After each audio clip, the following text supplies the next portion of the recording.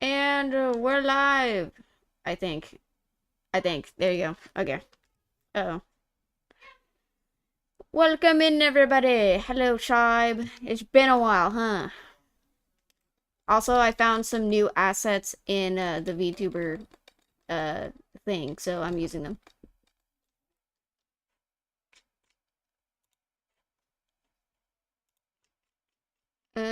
Let's see. There's so much happening. Oh, God. Uh, oh yeah, isn't Larian Studio working on... They already announced that they're working on a new game. Yeah, but a little over a year ago. Yeah. I'm still waiting for this thing to populate the channel. Oh, YouTube, why are you so much like this? Oh yeah, so in order to get around the internet censorship, it's been going around as a meme to use, what is it? Death Stranding, the motion capture for Death Stranding Yeah, that's right. to bypass the censorship. Oh, thank you for the follow. Uh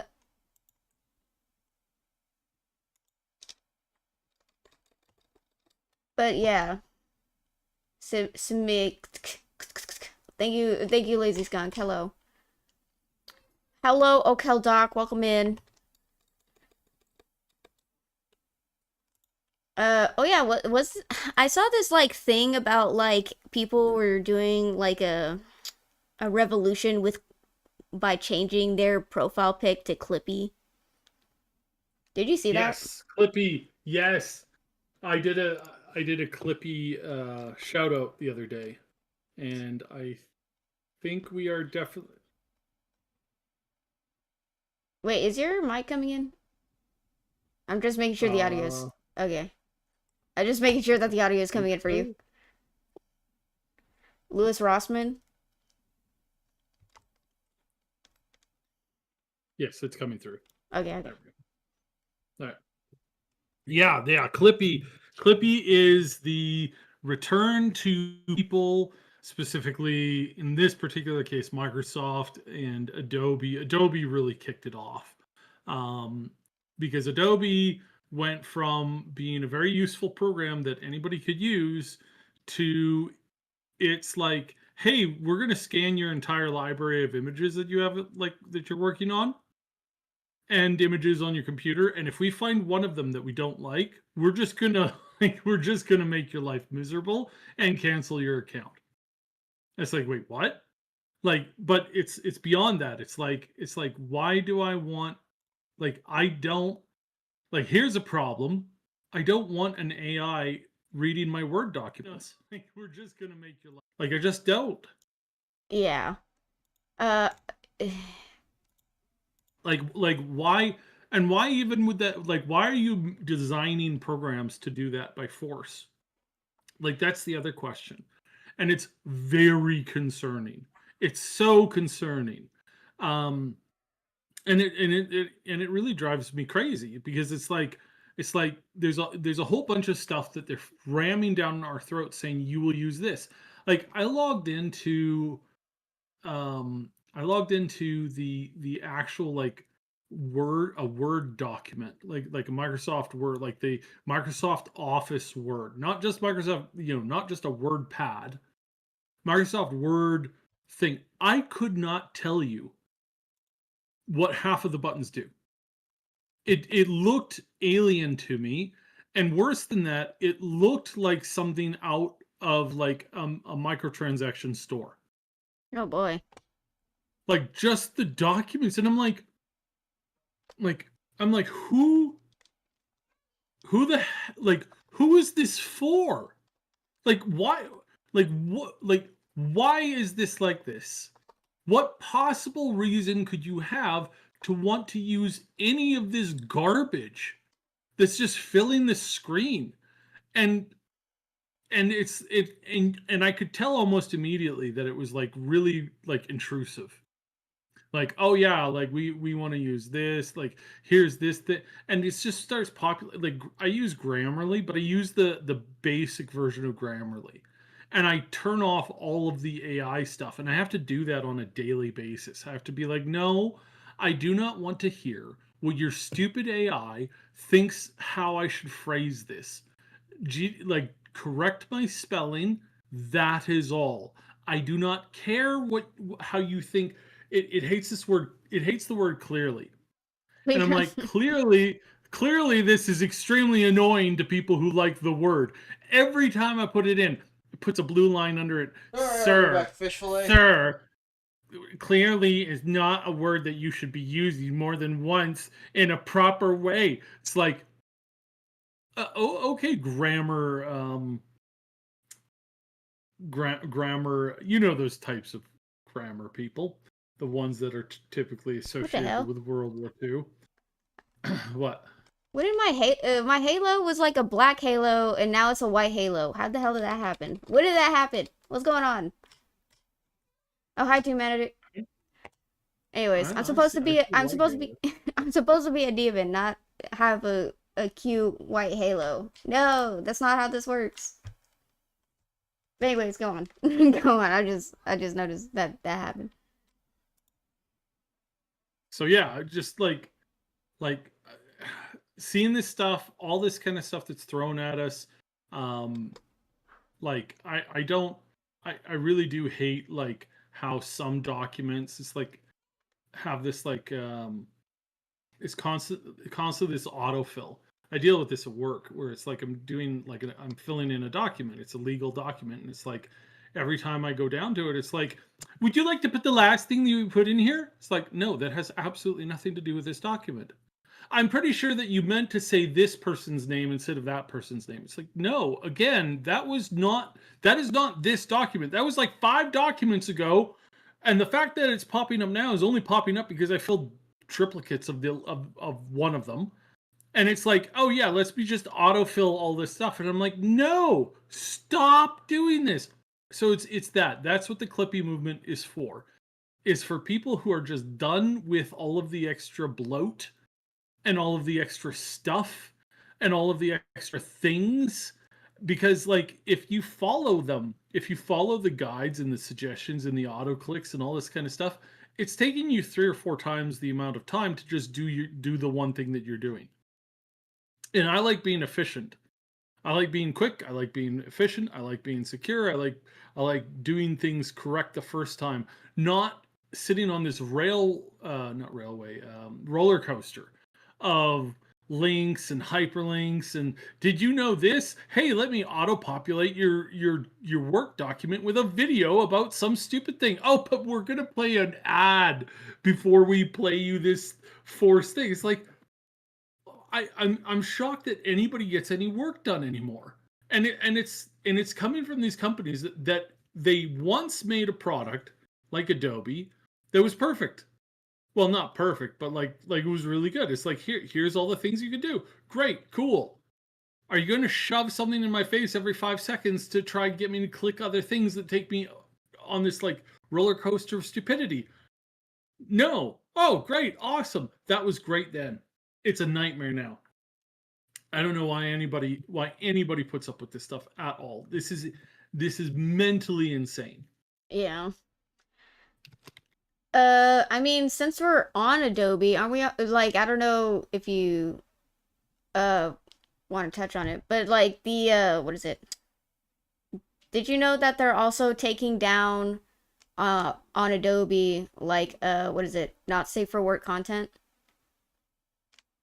Yeah, yeah, and the fact that they're scanning people's they're scanning people's offline work, like offline off cloud work, and the stuff in the cloud, and they're scanning through it. And if they find one thing that they don't like, they're deleting it And that or banning them. And that's but the stupid thing about that is when you're making any model for anything, well, not anything, but in the vast majority of cases, you start by drawing a fairly, using the word in the correct logical reasoning, you use a nude skin, like you're drawing a character. It's like you're not gonna draw the clothes on, like not everybody draws the clothes on the character immediately. Sometimes you just create, a couple of like lines, and apparently that's that has triggered a whole bunch of stuff. It's like, well, you're drawing a childlike character. It's like, yeah, I'm doing like a base character, and then I'm building up from there because that's how you do art. And it's like, no, that's not how you do art. We know how you do art. We in the Mastercard over here, we know what art is and what art's not. Yep. I mean, yeah, I don't know why they think that they can just. Sorry, I'm just like, I just don't understand it because they're obviously just. They're execs in a company, yet they think that they can just come in and tell people how to run their businesses. You do realize these are all people's businesses that you're interfering with, right? Like writers. One person was saying that they were either writing a script or they were writing some passages like in a group setting, and they were trying to make a story, and then they realized that multiple pages of their work had been deleted, and they're like, "What the hell? What's going on?" And then it affects people's businesses, guys. It affects people's businesses. Like if you're an author, if you're a screenwriter, if you're and you're like independent, let's be honest here, because I don't think they go after like the big brand names. But if you're like someone who's independent and you're trying to make your own things, your own projects, they're really affecting the free market. And that's what's pissing me off about this. Do you think that this is actually going to affect the whole? Well, to be perfectly honest, I don't know. We'll see. I was going to say, do you really think that it's going to affect like bigger name brands later down the line? Cuz do you know how the music industry is right now? Where what is it? On YouTube, when it comes to the music industry and when it comes to adult content, you get penalized if you're an independent YouTuber on YouTube and you put adult content on YouTube. You can get in trouble with that. You can get in trouble with that. But then you have like actual studios in Hollywood who post like not safe for work adult content, especially when it comes to what was it, music videos where they show very adult things, but they get advertised to the masses and they make millions of dollars on YouTube because YouTube promotes that stuff. Obviously, there's a level of hypocrisy here because they favor big name brands over independent YouTubers. And that's what, I don't know, that's what it feels like with the Adobe situation. It feels like they're going after smaller creators, and I don't know, maybe they might, because like this is all under the same umbrella of the collective shout incident, the collective shout mass censorship. This is all just under the same umbrella. The biggest level of hypocrisy, yeah. This is all under the same umbrella of censorship, and it's making it very clear that they're mainly going after independent, smaller name people and not big brands. But there is a chance to say, like, well, later down the line, who's to say they're not going to go after the bigger name brands? But it's like, I don't know. That's something we'll have to see later down the line. But it just goes to show that they're going after the smaller people, if that makes sense. I don't know if I'm making any sense. Because, like, when the whole censorship thing happened, it wasn't like they were going after, like, big name studios. They were going after gamers. They were going after nerds who like anime and manga. Like, we're the little people. I mean, don't get me wrong, they're affecting the economy of Japan. Let's be honest here. Literally, these American companies are attacking Japan's economy by doing this shit, which I think is very illegal. Which it is. Japan is. Yeah, you're getting Donald's, Bubbas. Do it. But then your daddy say Donald. Yeah, you gotta wait. But yeah, like was it? Japan's already pushing back. They're going to charge Mastercard and Visa for basically being a monopoly, which they should, because that's illegal. This might shock everybody, but being a monopoly, having being having only two companies be in charge of one industry is illegal, guys. This might shock you. So Google being technically a monopoly, technically, allegedly. I mean, yeah, I don't know. I feel like Yahoo made a comeback. Some people still use Yahoo, but everyone uses Google. You are the little person. I am tall. God damn it. No, why are you bringing my height into this? How dare you? How dare you bring up the fact that I am short? How dare you? Narlucha, you're going into timeout. We're timing you out. Sorry. It would make it a duopoly, but if they work together, then that doesn't really matter. Yeah, I mean they're in lockstep. When companies are in lockstep, it's very concerning because the whole point of having a free market is to have variety, to have different types of companies, and plus competition breeds what is it? Competition breeds ingenuity because you're always trying to one up each other. But when everyone's in lockstep, when everyone does the same thing, it's like how do you even differentiate anyone if they're all doing the same thing? Because that's what happened. Because someone actually brought up a good point in a YouTube video. I forgot what YouTube video it was, but they basically said how back in the old days when what is it? They were making phones for the first time. Like all these companies came out with all these different types of phones. You'd see these brick phones, and then the first slim down phone, and then like BlackBerry, Samsung, all these different types of phones, dude. You could even have a flip phone, with a calculator attached to it, like keyboards and stuff. Like you had variety to choose from. But now everybody is following the iPhone format. Except Android is technically better when it comes to like what is it? Personalizing your phone. Technically Android's better, but and Apple's kind of catching up on that, which is kind of surprising. But now everyone's like copying the iPhone format, and that's just like it's just like where's the variety? Where's the variety? Come on, guys. Hi, hello, Cavanos777. Welcome in. I'm too tall for you to reach my. Oh my god. Goodness gracious. Anyways, but yeah. Uh it's just when you start I don't know, everything's starting to become homogenized. There's no individuality anymore. It feels like they're trying to cut off creativity in every aspect so that they can just shove their mediocrity down our throats.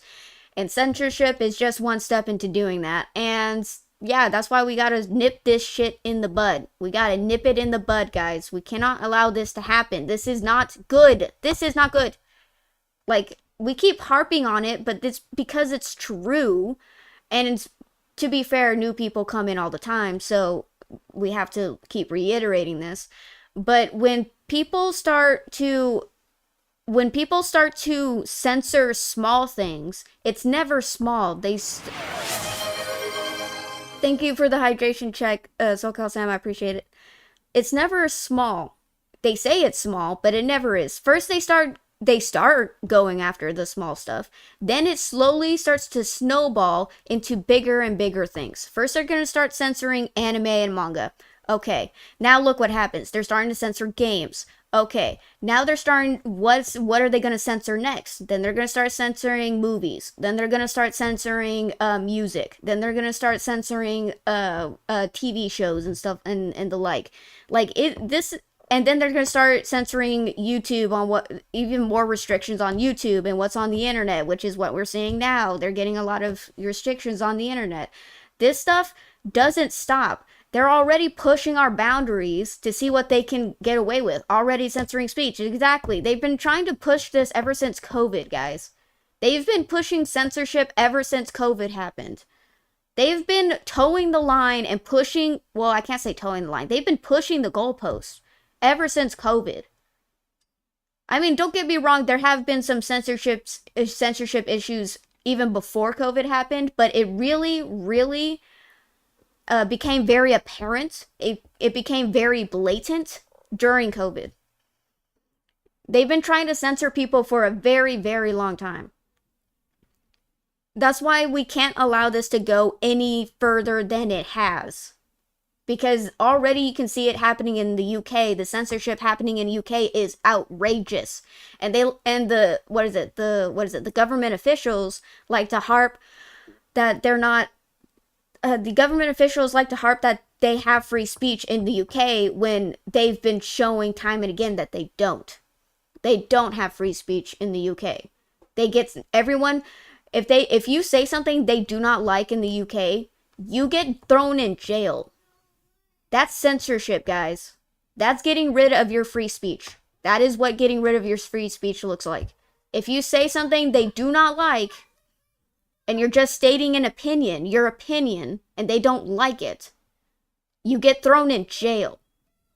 That is hypocrisy at its finest. It would be nice if we censored them. They have been pushing censorship since 2010. Yeah, like look, all I'm saying is that they have been pushing censorship for a long time, but they've been slowly implementing it. Well, I can't say slowly. They've been very blatant about actually taking action against it since COVID.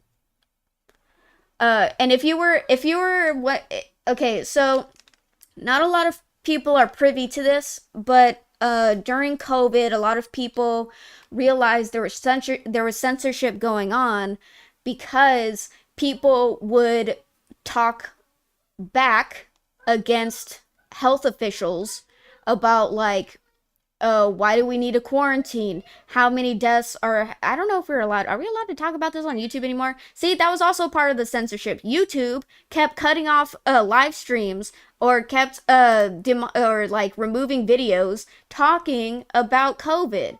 And then we couldn't even say COVID. We couldn't even say COVID. We had to say the Rona. We had to say the Rona. We had to fucking come up with a new word and a new term to call COVID. I don't think you should, Reaver. On YouTube, you get COVID label. Like, see, it's just, that's what I'm saying. The censorship didn't even really go away, did it? Like, that's part of, see, you're even warning me not to even talk about COVID on YouTube. That's what I'm talking about. Like, what the hell? That's a problem, guys. This is a problem. And back. Yes, welcome back. And it's... Wait, are we allowed to talk about COVID, or are we going to get in trouble with that? No. You talk about COVID. You can even admit some of the conspiracy theories now on YouTube. Yeah. I don't know about Twitch, though. Well, fuck. Whatever. I was going to say something, but Twitch pays me, so.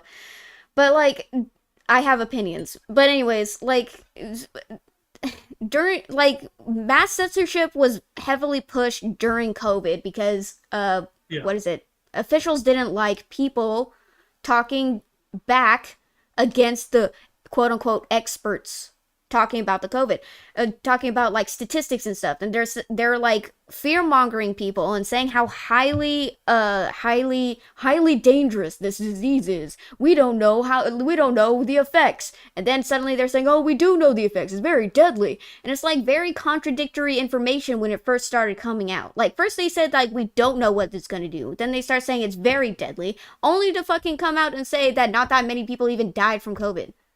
I mean, in the whole, the whole of the US, like barely maybe 2% of the population was affected. Like, it wasn't even like that big of a number as they were pushing it to make it seem.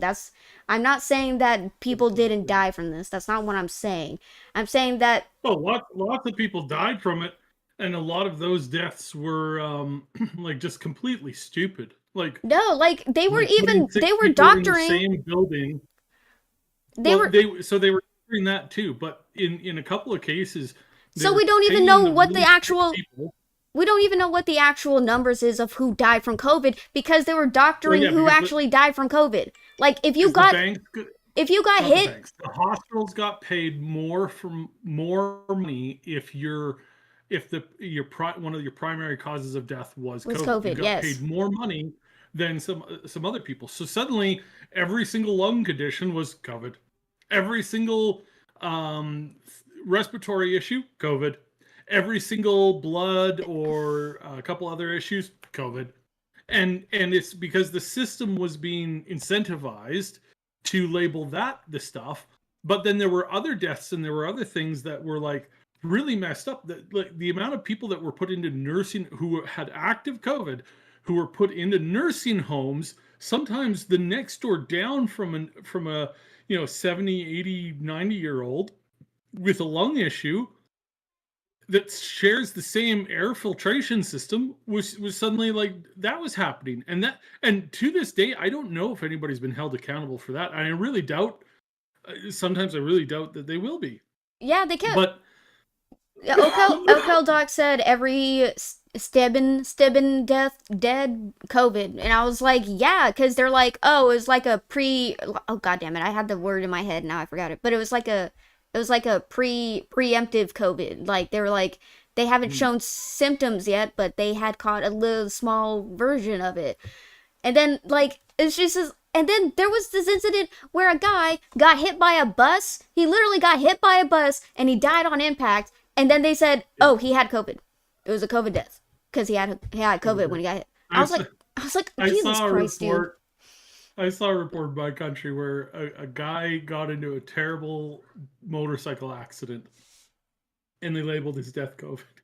My God, It's like seriously. it's like guys, So, please, can we get some level of like so decency here? So based on how fucking game companies rig the numbers. So now that we know Oh yeah. that companies aren't afraid to rig numbers. So even with the numbers we have right now of like people who died during COVID, quote unquote, technically those aren't even the accurate numbers because we don't know who actually died from COVID because all the freaking hospitals were incentivized to lie allegedly of so it's like and then like oh yeah there's just so many stories of people saying that their loved ones died in very specific ways or they had a what is it a pre-existing ailment Edition, yeah pre-existing condition that like Alzheimer's sorry I can't I forgot how you pronounce that Alzheimer's Alzheimer.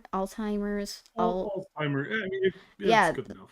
yeah, like I mean, don't get me wrong. Even with like a what is it? You can technically die from COVID if you have like okay. Take my mom for example. Take my mom for example. My mom passed away during the well, I couldn't say the around the time of COVID. Like she passed away during the time of COVID, and because she had a pre-existing condition of being diabetic.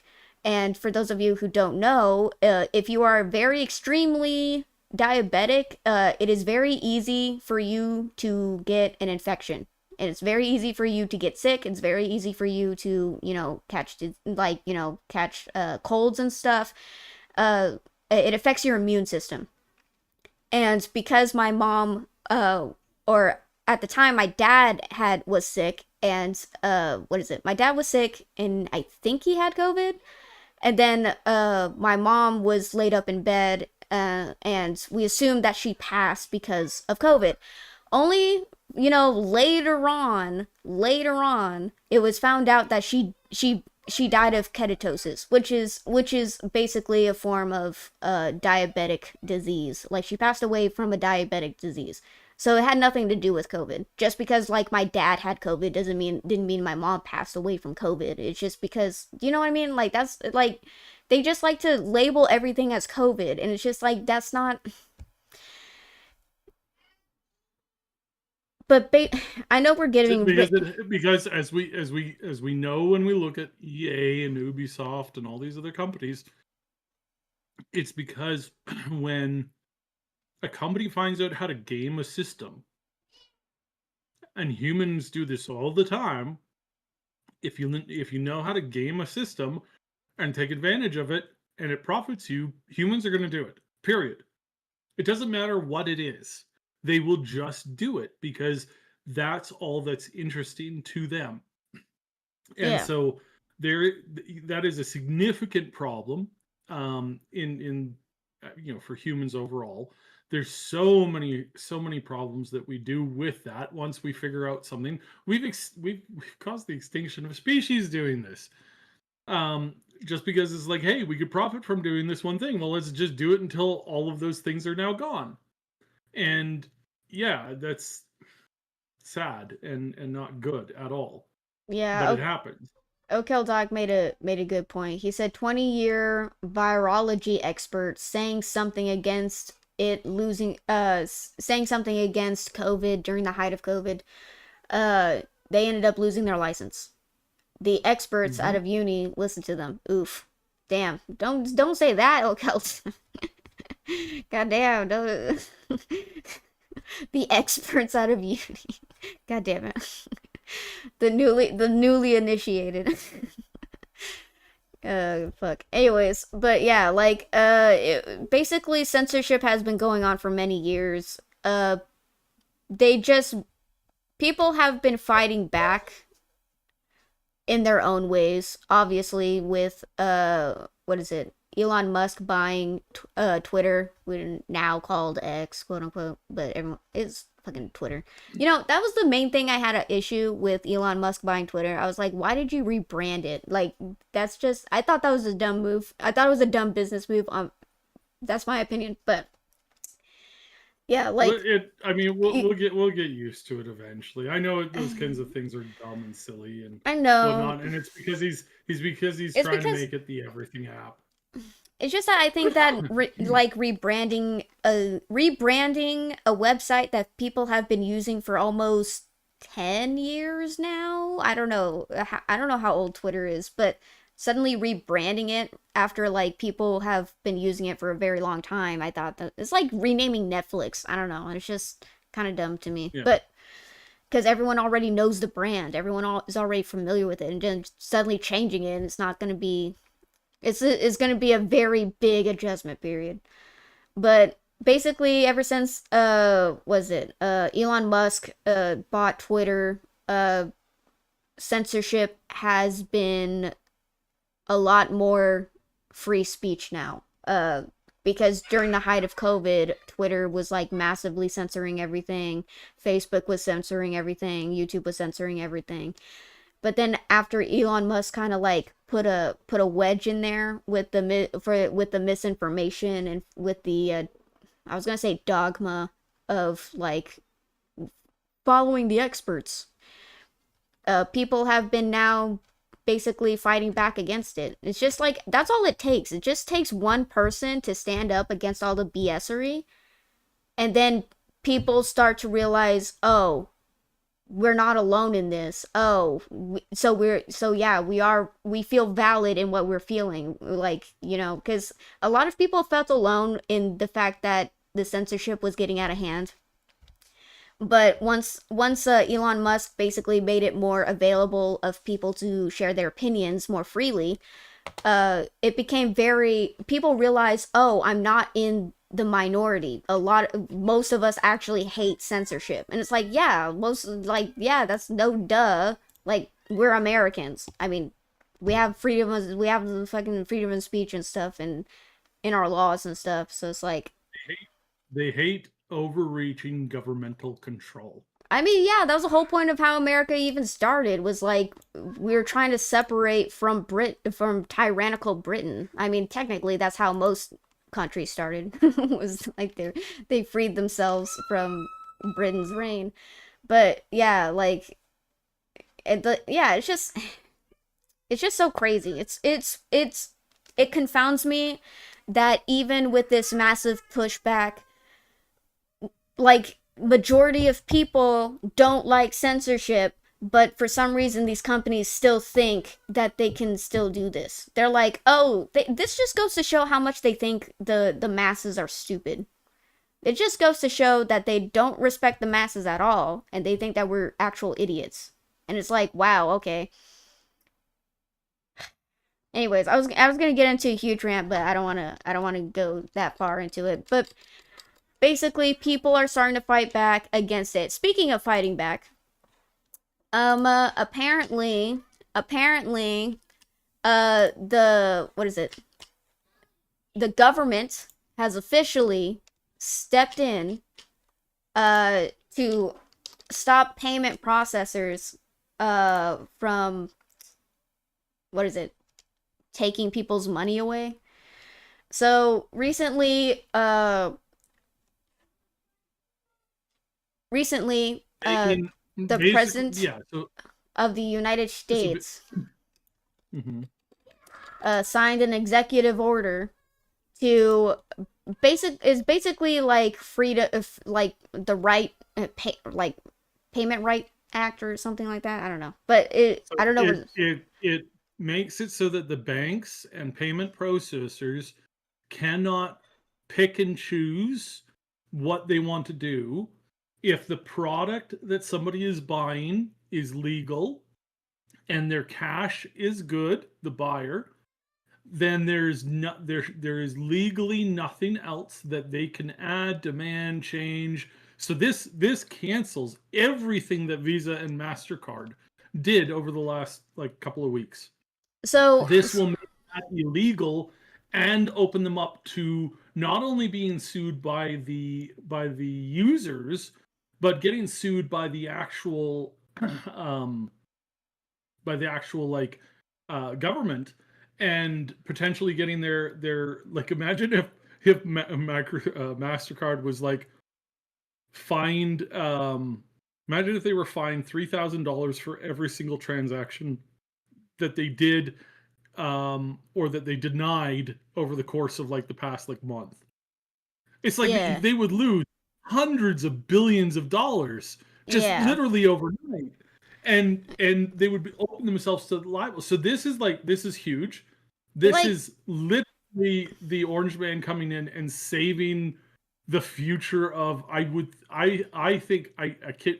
I am not crazy, but I literally think he just saved the future of mankind, because like because the world only ends in one route. It's a dead end route. It's a bad end where, not like all of, well, I mean, there's a chance for all of humanity permanently, going forward, but for you to allow somebody to come in and control what you can or cannot say, who can or cannot do business. I mean, hell, there are entire religions built off of this concept as an end times apocalypse bringing event, where it's like only the people who are the special approved people may buy and sell. Everybody else that starves or dies because they don't have the ability to buy food or water. It's literally insane.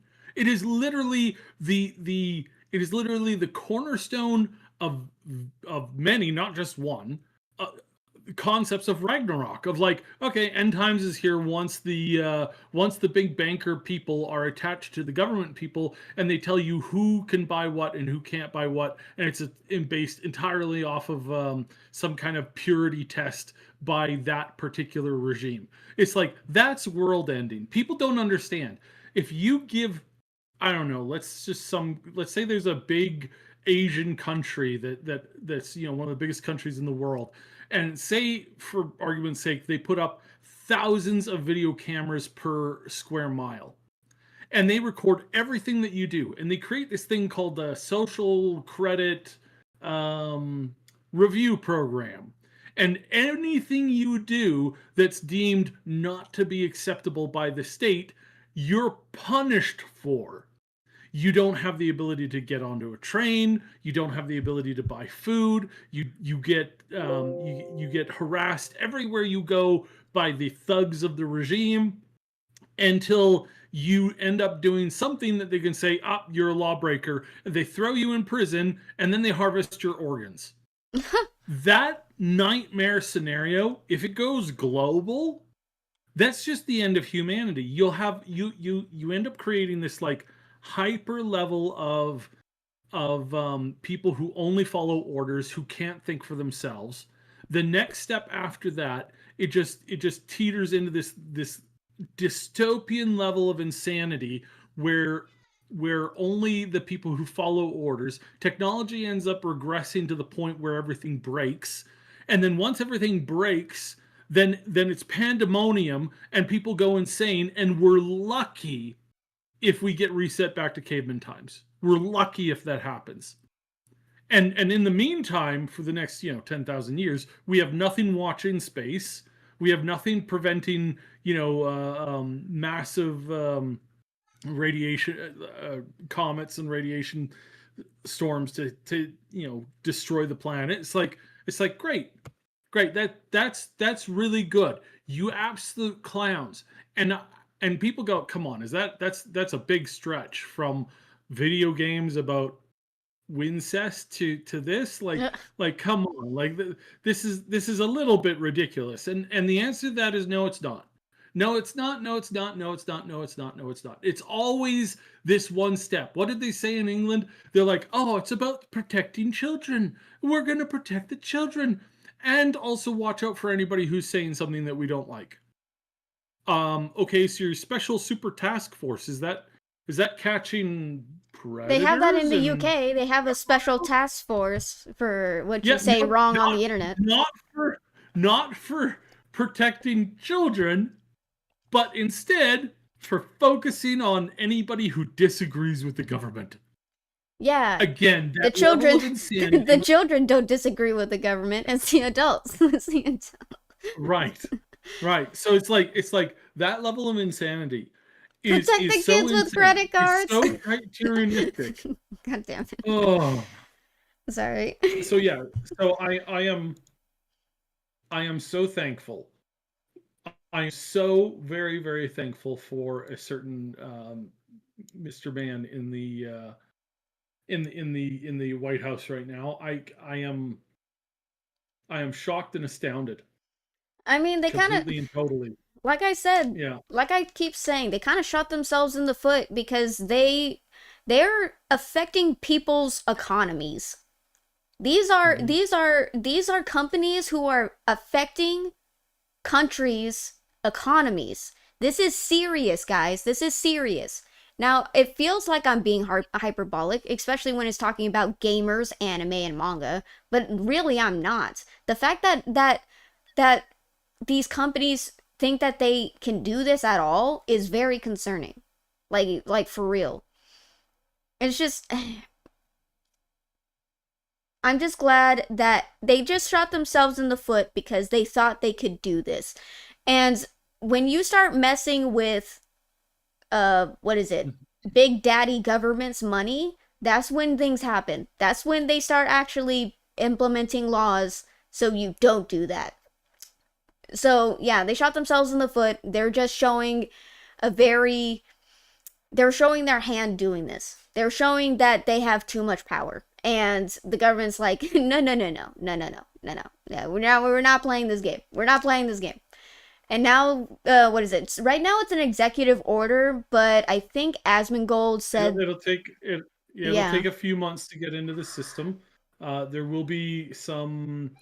Uh, there'll be some interest on how exactly it's instigated. It is honestly looking extremely good right now. I have no reason to be a doomer and be like, oh, this is it's never gonna fulfill.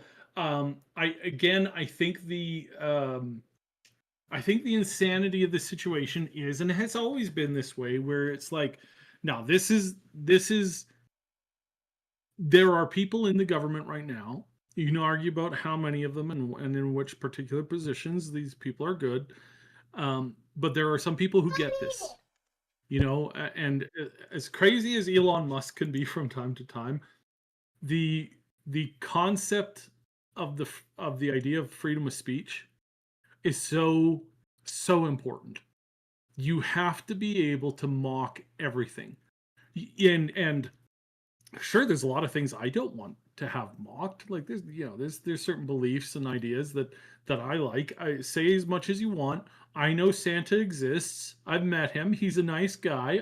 I hang out with him every couple of Christmases. He's a cool dude. Nobody can tell. There's this whole spatial dynamic thing, and that I'm obviously like, or am I kidding? You don't know. But you know what's great about that? It's because that's important. There's ideas and stuff like that that I don't want to be mocked, but I know because many years ago I was on the other side of the fence on this. Like when I was like 19. I wanted to completely censor everything online. I was all up for like hardcore tyrannical censorship because I know best. And I have since realized it, and I realized it way back then, is that you can't actually have that. Because if you do that, it's whoever's in charge sets the standard, and it's always a slippery slope because power um, corrupts a lot of people. It corrupts most people that encounter it and deal with it, especially if there's some kind of like bureaucracy involved. It always ends up falling into that kind of a slough, and it always ends up getting worse. And people are hypocrites, and this is just a natural state of life. So you have to allow us like a hard level of freedom of speech, because if you don't, it's always going to be worse. If you don't, or if you embrace the tyranny, you or your people that are in that power control of that tyranny, holding that power, eventually it's going to turn on you. Eventually it's going to turn on you, or if you're the lucky one that gets it until the until the last light gets turned off, you're the person doing it. And everybody always says, "Oh, I would be better." It's like, no, you wouldn't. No, you wouldn't. We're all hypocrites at some level, and power tends to make some people crazy. I Yeah. know a whole bunch of people who are like, "Oh, if I was running, enter big state that did communism. If I was running that state, everything would have worked out perfectly fine. I would have been the golden child to usher in pure utopia." And I'm like, no, That, yeah. no, you would not I have. And mean, even if I you were told getting close, somebody would have betrayed you. I was actually explaining this to my sister. I was like, okay, so first of all, you get someone who says they're gonna be fair. I was like, okay, so let's think about this.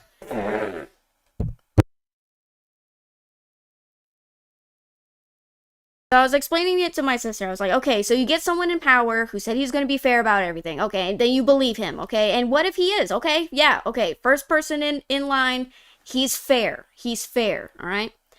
Then the second person takes over. Then they start changing things. And then the third person takes over. And then they change things drastically. That's what it slowly starts changing over time. So you can't really trust them to say that the system's gonna stay the way it is in good faith. Because let's be honest here, when people have power, power corrupts. Wait, what was it? What's the full quote? It's like power corrupts The fully. power corrupts absolutely. Yeah. So like you can start out with it being cool, but then things change over time because it always does. And it changes for the worse every single time. As we've seen in history, it changes for the worse every single time. So we can't this system is not made. I already like I think we already talked about this on the podcast, but communism and socialism is not made for like whole encompassing countries. Like that's not what it's made for. The system,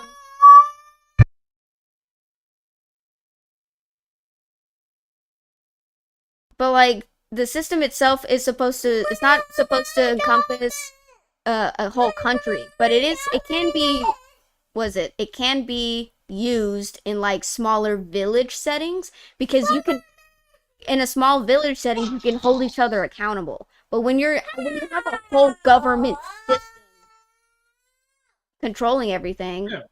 like Well, it's like, it's hard to hold them accountable because they are the system, you know? so in a family setting, in a family setting, as in like immediate family, as in like wife, children, I am a utilitarian. I think that's the correct term. Communist, where it's like we share everything, because I'm not. I'm gonna go look at my 5-year-old and go, hey, you haven't been working the mines enough recently. You need to work the mines more. Oh, the Yeah. children crave the mines. Um, Oh god but damn it.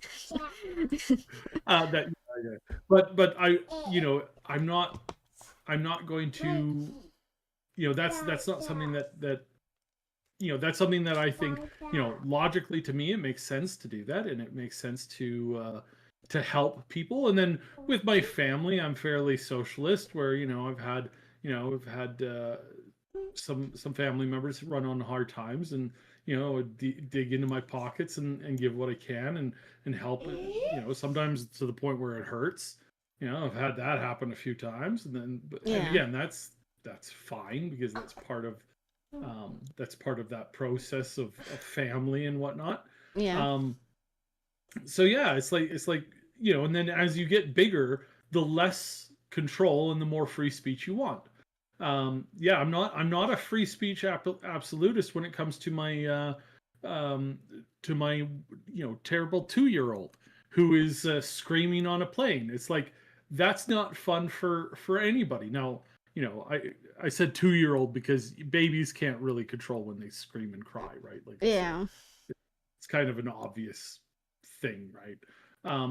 But yeah, it's the idea, it's the concept that, well, people are people, and they have a right to speak their mind, and all that kind of stuff. So it yeah, and that kind of goes out from there. It's logical, it makes sense to me, and it's important that everybody do what they can in the situation that they can, but we can't ever get rid of like full freedom of speech. Now there's some people who shouldn't be voting, but that's a completely different matter because they're idiots. but but it's like the person who votes for there's a I think it's in the States.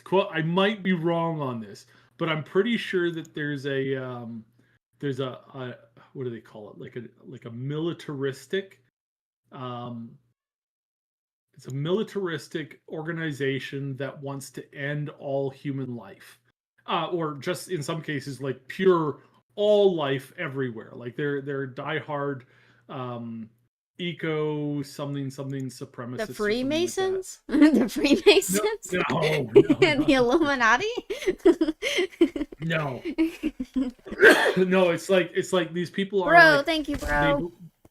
they believe I got that Donald's. life is it's that guy who blew himself up at the fertility clinic.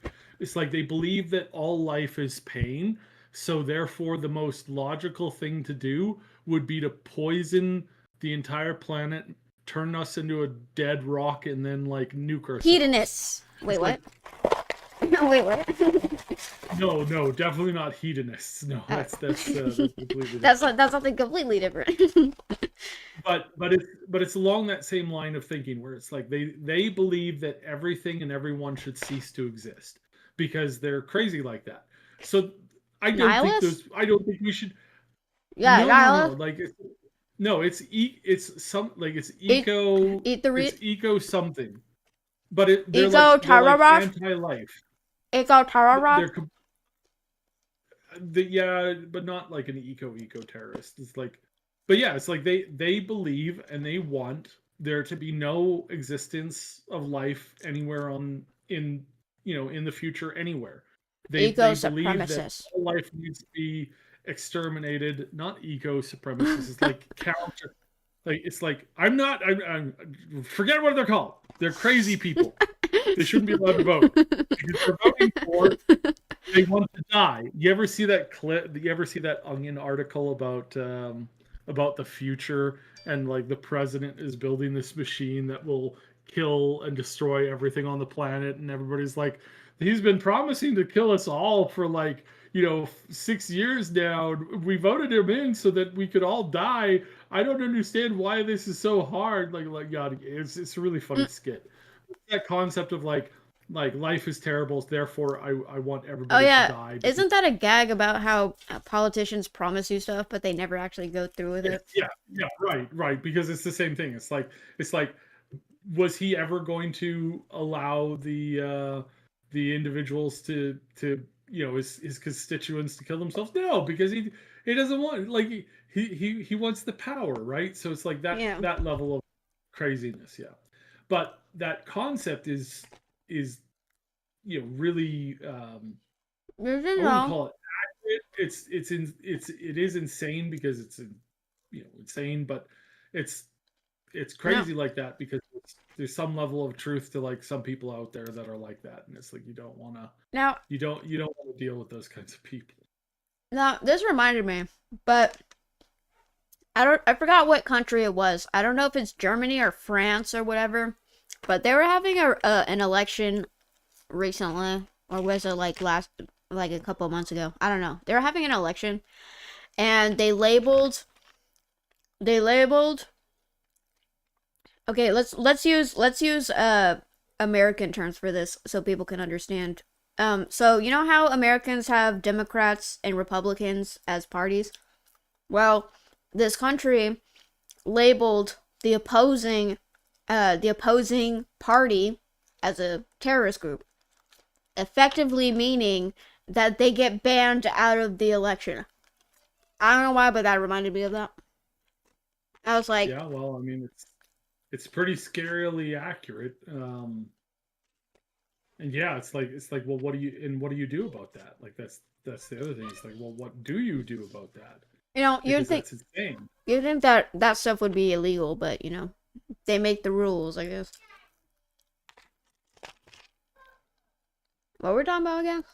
Oh yeah, censorship. We're talking about the slippery slope of censorship, which I'm sorry we're all over the place today on that subject, but because it's such a big, massive, important issue, and it's insane, and how you deal with it and how people are going to end up dealing with it in the future is worrisome, to say the least. And It's and I very know concerning. I know not a lot of people pay attention to it, but it does affect everybody. Like it affects, like, you see what's happening in the world right now. It's happening like in the UK specifically. Like all that's happening because of censorship and stuff. And we're just talking about video games, but it's a slippery slope. It's a slippery slope. Slippery slope. Oh yeah. Apparently the you know how we were talking, speaking of the UK government censorship. Um, there was a petition to repeal the Online Safety Act, and the government's like, nah. Like they Yeah, no, exceeded because they this it's is power, it's raw power, and they want it more than anything. They are, um like, I see other politicians in other countries drooling over the idea of having this much power, being able to tell people that they can't look something up or do something. That's so amazing. thank you We could for the tell people follow. Well, in every I'm poor. Well, I'm poor. Thank you for the follow. Sorry. Go on, stop talking but about yeah, it. it's like they're feeding into that at this, like, insane degree, because they want the power to be able to say, or to be able to dictate what people can and cannot look at. That, again, this is like the ultimate power of every tyrant who's ever lived, and they dream about it, they have wet dreams about having this much power, being able to tell people, no, you can't look at this, no, you can't look at that, no, I shall have the ability to do, whatever I want. The ultimate power is rising. It's literally that insanity, and they're just drooling over the concept of being able to tell people what they can or cannot do, or what they can or cannot say. And they're just like, it's it's so twisted, how, like, they're just like, they'll go crazy on it. I want to do some quotes from, Ordinary Citizen, but I think that might get me in trouble. Law-abiding citizen, not ordinary citizen, law-abiding citizen. What he says to the judge, And it's like yeah, there's some crazy level insane stuff. And by the way, that movie perfectly picks on this particular stuff because it's so accurate in the idea that if they had never like done what they were, had sworn not to do, if they had ever like said no, this is going too far, he never would have gotten away with all of the stuff that he got away with. If they had just done what they were supposed to do by the law, he never would have been able to kill a whole bunch of the people who got killed. And yeah, it's like that's insane. I really like that movie, by the way. Wait, But yeah, Uncle Doc, you're British, right? I keep forgetting that he's British. He said you do know why they said nah, like the UK government said nah. German? You're German? You're German! Oh my god, we have a freaking European in the chat. Oh god. Don't insult me like that. I know there's someone in chat that I keep forgetting is what is it? English. Like Livesy's British, but then there's someone else, but I forgot I keep forgetting who. You do know why they said nah, the UK government said nah? It's because they wanted to see everything by suing Apple, Facebook, and Twitter, but lost. So they made this. Sorry. Excuse my burp. But they made this stuff now. I don't know if I agree with that. I think they just wanted tyrannical rule over people's access to stuff. I'm Scandinavian. That's European adjacent. Oh god. What do you mean you're not American? What do you mean you don't speak English? English is not your first language.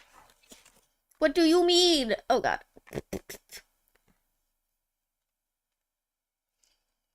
But yeah, things are getting really out of hands, but hopefully now that laws are being implemented now because fucking people can't figure shit out on their own. So now, I mean, the good news is that it showed a flaw in the system. I think I think we were winning because Visa and Mastercard were caught like red-handed like multiple times. They were humiliated. They Wait, lost don't they a lot of support money. OnlyFans? Yeah, of course they do, because they're hypocrites. Oh, like yeah, and then people have said that it does my okay. So someone actually pointed out that Like all the women behind this collective shout, the vast majority of them support cuties and a bunch of other stuff that that did what they're claiming that they're trying to prevent, yeah, right? Because it's like because again, they have no moral standard. If it what's that old saying? If there weren't double standards, there would be no standards. Like it's like to some of these people, like that's just the way that they are. people like okay, this happens on Twitter too. Like they like to do moral policing on Twitter, but then if you look on their Twitter page, it has like the most raunchiest stuff you would ever see, like furry art, and I'm like, what the hell? Mm-hmm. And yet they like to moral people about watching anime and shit. It's like you like to watch furry prawn. Like get out of here. What are you talking about? Like I highly like why would anyone would want to take any type of moral advice from someone who watches like furry prawn? Like seriously, come on. Let's like come on. Really? Reaver eating her hair. Look, I have too much hair, okay? My hair is too long. Uh they lost a lawsuit that would allow them to request access to people's accounts and see what they said online. I mean, I think this would have happened anyways, even if they did have access to that. Does that make sense? Like, I don't think them having access or not having access would have stopped this from happening. I'm pretty like in the UK censorship is what we're talking about. Like, I don't think that would have stopped it. It would have, in fact, still made it a thing. Even worse, probably. So they now make this protect the kids, Shiza. Yeah. I mean, of course they try to go for that angle, but people aren't stupid. That's what I keep getting frustrated about this, is that people think that we're stupid and we don't know we can't see what they're doing. Don't look for consistent morality in companies. You won't find it. I know, right? Like, literally, you're talking about, what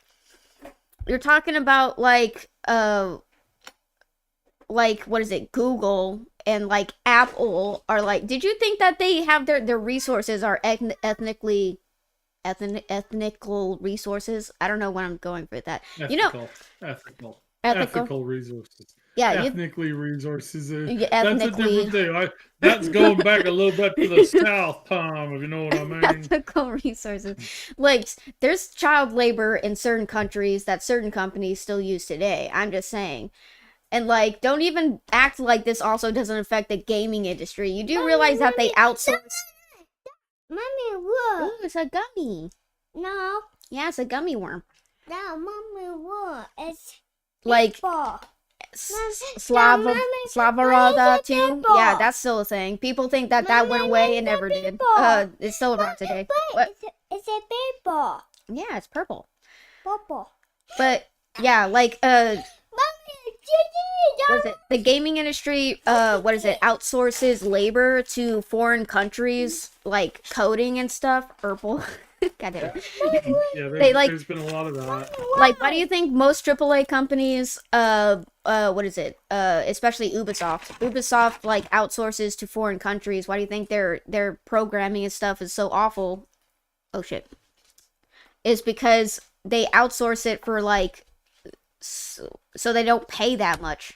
Have you seen the credits on some of these games? They are like thousands and thousands and thousands of names of people who worked on them from foreign countries, because they didn't want to pay the people who actually worked in their studios actual money, and so they just outsource it to other countries at a smaller price, and then it shows, you know. You pay what what is it? You pay what you get. Like, you pay for cheaper. You get what you pay for. Yeah, exactly. Like, you pay for minimal labor, you pay cheaper for labor, and you get cheap looking products. So yeah. But yeah, it's just crazy business. Let's see.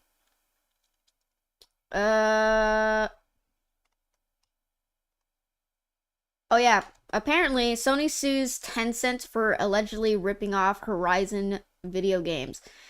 So I don't know if you guys saw, this happened like a year ago, right? Like, it got announced like a while ago, yeah. Yeah. So Tencent came out with basically a Horizon Zero Dawn lookalike, but the only difference is that the characters are actually attractive. And the gameplay looked actually pretty interesting. It looked like Horizon Zero Dawn mixed with Dark Souls. Like, that's what it came off as. And anyways, now Sony is suing Tencent for copyright. If you guys don't know this, Tencent is in China, and in China, their copyright laws are actually very lax. So I don't think Sony's gonna win this one, in my opinion. So the other news about Sony, this just came out. I didn't even have time to send the updated picture on it, but not Ubisoft. No, I feel pretty stupid sometimes. No, Narlucha, don't fall for them. Don't fall for the propaganda. Bungie. You're smart. Here's what? Bungie, you know Bungie, the people who made Destiny and Halo and all them, and they got bought out by Microsoft, and then they got sold to Sony or something. They didn't like it. They wanted to be free, so they freed themselves up. Then they got bought by Activision, because being owned by Microsoft was like not as fun. So then they were with Activision for a while, and then they were like, we don't like being here. And then they freed themselves, and then they were like, we've learned our lesson. We're not going to get owned. This is really bad. And then they're like, hey guys, we're going to get bought by Sony. And everybody's like, I thought you guys learned your lesson. Don't worry, guys. Don't worry. We're going to operate as an independent studio. Sony's going to own us, but they're not going to change their rules or alter anything. They're going to follow the rules that we've agreed upon, and the agreement is that we're going to remain an independent studio working on what we want to work on. Sony's not going to have the right to say anything in particular or come in and take over the show. Well, guess what got announced today, folks? Sony's Wow. limiting and removing the independent lead that Bungie has. Bungie will no longer be an independent studio. They're now going to be a Sony studio. Sony is going to decide what they do, how they do it, when they do it, and all that kind of stuff. So, lo and behold, these guys, Was after there like having done this twice and sold themselves 3 times, looks like the third strike is the out. They are now going to be absorbed into Sony, and Sony will remove pretty much half of the staff, take over their IPs, and integrate them fully into Sony. Congratulations, Bungie, you absolute knobs. You absolute knobs. Everybody told you don't do this the first time you did it.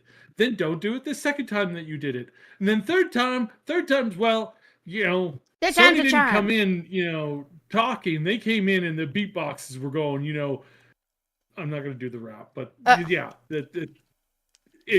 again, the stupidity, the absolute stupidity of them walking into this for the third time in the row, and this is the last time, because they're not going to recover. They're not going to get their freedom. They are done. They are fully cooked. Sony is taking over. You're going to hear, how they get fired, how they're going to fire pretty much everybody. And yeah, that's just the way things are going to go. Congratulations to a bunch of absolute morons. Do devs not pay attention to like the state of certain companies? Do they just not pay attention to that? Because like, why would they? There is a lot of devs who are complete and total idiots. Yes. Because like, why would they think that selling to Sony would be a good idea? Like, I mean, because some people, including devs, buy into this whole idea of the console wars, and some people are dumb enough to believe that, hey, if they just do this, things will work out for them. I can't believe it. It's wait, so whose idea was it? The leadership at No, I meant like, whose idea was it to like push out Marathon? Oh, again, the idiots at Bungie. That's them. Yeah, that's the the idiots running the show over there.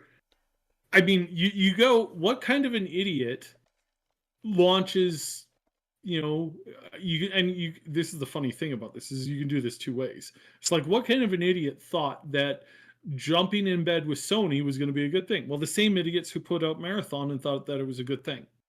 Yeah, let's work on live service, guys. What kind of an idiot would put out, Marathon? Well, the same idiot who thought it was a good idea to sell themselves to Bungie or to Sony. It's like that. That's the problem. These are the absolute idiots running the show over there, and I don't know if they just if Bungie never had an intelligent bone or employee at the company, but there's clearly somebody who was like, somebody's running the show that missed the cerebral handout when God was putting people together. It's like, everybody make sure you get your brain before you leave. Crap, why do we have 5 extra brains here? Yeah, it turns out that a bunch of people left without them. Oh, good Lord, that's gonna cause problems. Like, Yeah, that's Speaking the Speaking of Sony, they recently came out, which is funny because they did the merger of Bungie into Sony, and then they came out with an mhm. article saying that Sony has admitted that live service isn't going as smoothly as they hoped it would, which is basically them admitting that live service is actually a failure, but they're trying to save face in front of shareholders by saying it's not going as what we'd expect. And it's like, well, no, Dead and Shiza, fine. no, Shiza. Everyone's in a industry already saturated with live service. God damn it! Like, it's just like we've talked about this. There's a difference between putting passion behind a multiplayer game and then just pushing out a multiplayer game with the expectation of it making money. There's a difference. Like, why do you think Fortnite and to some extent Call of Duty, like multiplayer online, like there's this, like, Call of Duty is starting to lose interest. I don't know if anyone's I talked about it much, but Call of Duty is actually losing players. But recently, what is it? EA came out with Battlefield 6, and oh my god, it looks amazing. And Yeah, people lots are of people saying, have been playing it. yeah, people are saying that it's gonna be it's gonna be like the Call of Duty killer, because Call of Duty's been losing people, especially with the weird crossover The skins. fact that you can play Beavis and Butthead in the same world as you're playing like it's Fortnite. It's like they saw Fortnite and they're like, give us some of that Fortnite money. We want some of that Fortnite money. We're gonna get some of that Fortnite money. It's gonna we really want it. This is gonna be the way we're gonna make all that money back from all the people we lost playing World of Warcraft because yeah, this is yeah, it's dumb. It's so dumb. Okay, I Ugh. think, okay, so, god damn it, where's my jacket? It's cold in here. Uh, anyways, so I think so the problem is that Call of Duty is mainly a male audience of like 13 to 30, 40-year olds. All right, it has an old, somewhat older audience because Call of Duty used to actually be cool, back in the ye old days. uh and a lot of older men, uh, eh. Sorry, I have to put on my hoodie and I Eh, was not eh. prepared.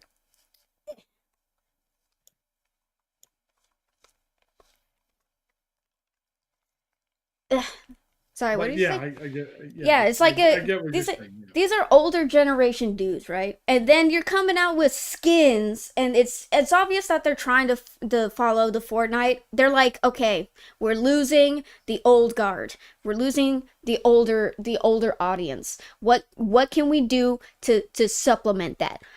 Fucking cater to the young kids, cater to the brain rot, cater to the Fortnite players, which are, yeah, some adults play Fortnite, but it's mainly kids who play Fortnite, and so they're trying to garner interest from the younger audience. It seems like, so that they can make money off of them, because it has been statistically proven that kids are more impulse buyers than adults. So yeah, and kids are more susceptible to what is it, loot box buying than adults. I mean, there are adults who have gambling problems who also get into loot box gambling, which they say it's not gambling, but they use gambling tactics to lure people into buying loot boxes. But yeah, uh, it's just mainly it's just very blatant with what they're doing. They're trying to copy Fortnite because they're losing people. Thank you for the follow, Saviel X. I appreciate it. Well, duh, kids are impulsive as fuck. Yeah. Yeah. They have very little impulse control because they're kids. They don't know what they're doing. Of course, COD is losing players. Have you seen the trash skin they have been pumping out? Dude, when I heard that they're doing like a crossover with Ninja Turtles, I was like, really? And then they have a Seth Rogen skin. Wait, is it Seth Rogen? It is Seth Rogen, right? Yeah, The comedian. it's Seth Rogen. Seth Rogen? Really? Good Calling lord. him a comedian is a bit of a He stretch. he was like a comedic. He was a comedic actor, but now he's more into producing stuff, and as you do when you get older. But yeah, in Hollywood. I Was hate it? his laugh. I dislike the guy so much. Dude, such a specific cadence of voice that I don't think it's hard for him to emote, in my opinion. Like it's hard for him to have a big range, in my opinion, because like I don't know, the way that he speaks is very monotone, kind of. But uh, what is it? They need to stop doing the skins in COD. Like, well, whatever. Whatever, they want to do that, let them do that. Let them shoot themselves in the foot. It's fine. Yeah, one of Bobby Kotick's greatest screw overs, I guess. Yeah. They want to fuck around, they're gonna find out. I'm just saying.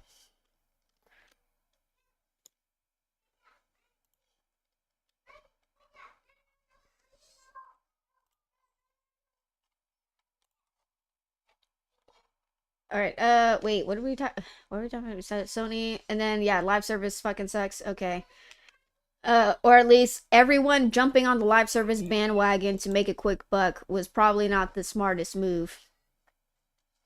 Oh yeah. That was very foolish. Speaking of what is it? Itch.io has actually changed some rules. So they said, okay, so for those of you who don't know, payment processors refused to do business with itch.io and Steam if they didn't get rid of not safe for work material on their sites, which these sites promote not safe for work what is it? Games, you know? And what was a little jarring is that some of the what is it? Some of the content that was affected wasn't even not safe for work, but because it had like gay couples or it had furry themes. yeah, or horror theme or too much violence or it had like furries in it, even if it wasn't anything untoward, it's just like they went after the furries, guys. They went after the furries. But yeah, they're like if they had just had furry characters, like they like it was safe for work, but had people interacting in safe for work context, those were still removed. And that's why I said it was a slippery slope with this stuff, because it's like okay, if you have such a broad, what is considered not safe for work? Like, because they were like, oh, it's the schmedule stuff, but they said it in a way that's like it's content that makes people feel uncomfortable. And it's like, then what does that mean? Like that there's a lot of stuff that people don't like that's such a broad brush. That's like very, very vague. So itch.io, getting back to the subject, itch.io had like 28,000 games, and then it went down to 7,000 games because so many games were removed. It was a lot, and again, mostly horror, and then anything adult, and then anything like furry or having to do with themes that may be construed as adult. Now, itch.io has, in order to supplement some of the damage that was done to their sites, they implemented a new rule that says you can have your content on this platform as long as it's free. So as long as people don't pay for it, because that's what the payment processors are saying, like you're buying not safe for work content, which we don't allow. They're like, okay, you can have your stuff on our platform as long as it's free. You can still have access to it. And I was like, damn, they're going after. It's so sad that it's gotten to this point. But you know, if you want free not safe for work content, itch.io. But check it out. But I know I'm checking it out. There's actually a one game I recently found on itch that's free, and I was like, it seems pretty good so far. But basically, it's kind of sad that it's gotten to the point where indie game makers, because that's what itch.io is mainly for, is for indie game developers to release their content. And it's sad that it's gotten to the point where we can't even like support indie developers on this small platform. Do you know what I mean? Like it's this is what I was talking about earlier. They're going after like independent people, like smaller groups that can't really defend themselves against this type of censorship. It's just I love indie works. I love indie games. It's just I'm sad that it's gotten to the point where we can't even support indie games, at least when it comes to itch.io. Like, yeah, it's just kind of fucked up. It's pretty fucked up. Like, in order for them to have their content even available to people, it has to be for free. I mean, don't get me wrong, there's still Patreon, so you can like support indie developers through Patreon and stuff, but even then it's like, thank you Gwyn Blade Emra Lime. Thank you, I appreciate it. But yeah, it's just I'm just surprised. Well, I'm not really surprised, let's be honest here. I'm just upset that like it's gotten to this point. Because there have been some indie game developers that I've supported on Steam and on itch.io. Gwyn or Gwen, to be honest. Okay, fair enough. But that is the username you've chosen, and I will read the whole thing out. It's like reading someone's whole legal name out. But yeah, it's just it kind of sucks. But hopefully, with the new law changes, hopefully payment processors can right the fuck off. Yep. Oh yeah, they're also itch.io is also seeking out new payment processors who are more comfortable with adult material. So in the meantime, they're leaving people to have their content be on their storefront for free, but it's only until they can find a new payment processor who's not gonna fucking shaft them, and in order to like remove, so that they have to remove like, you know, adult content. God, this is so stupid. It's like, Yep, join the club. it's like adults can't even be adults. Everyone has to be treated like a child. It's like, Jesus Christ, dude.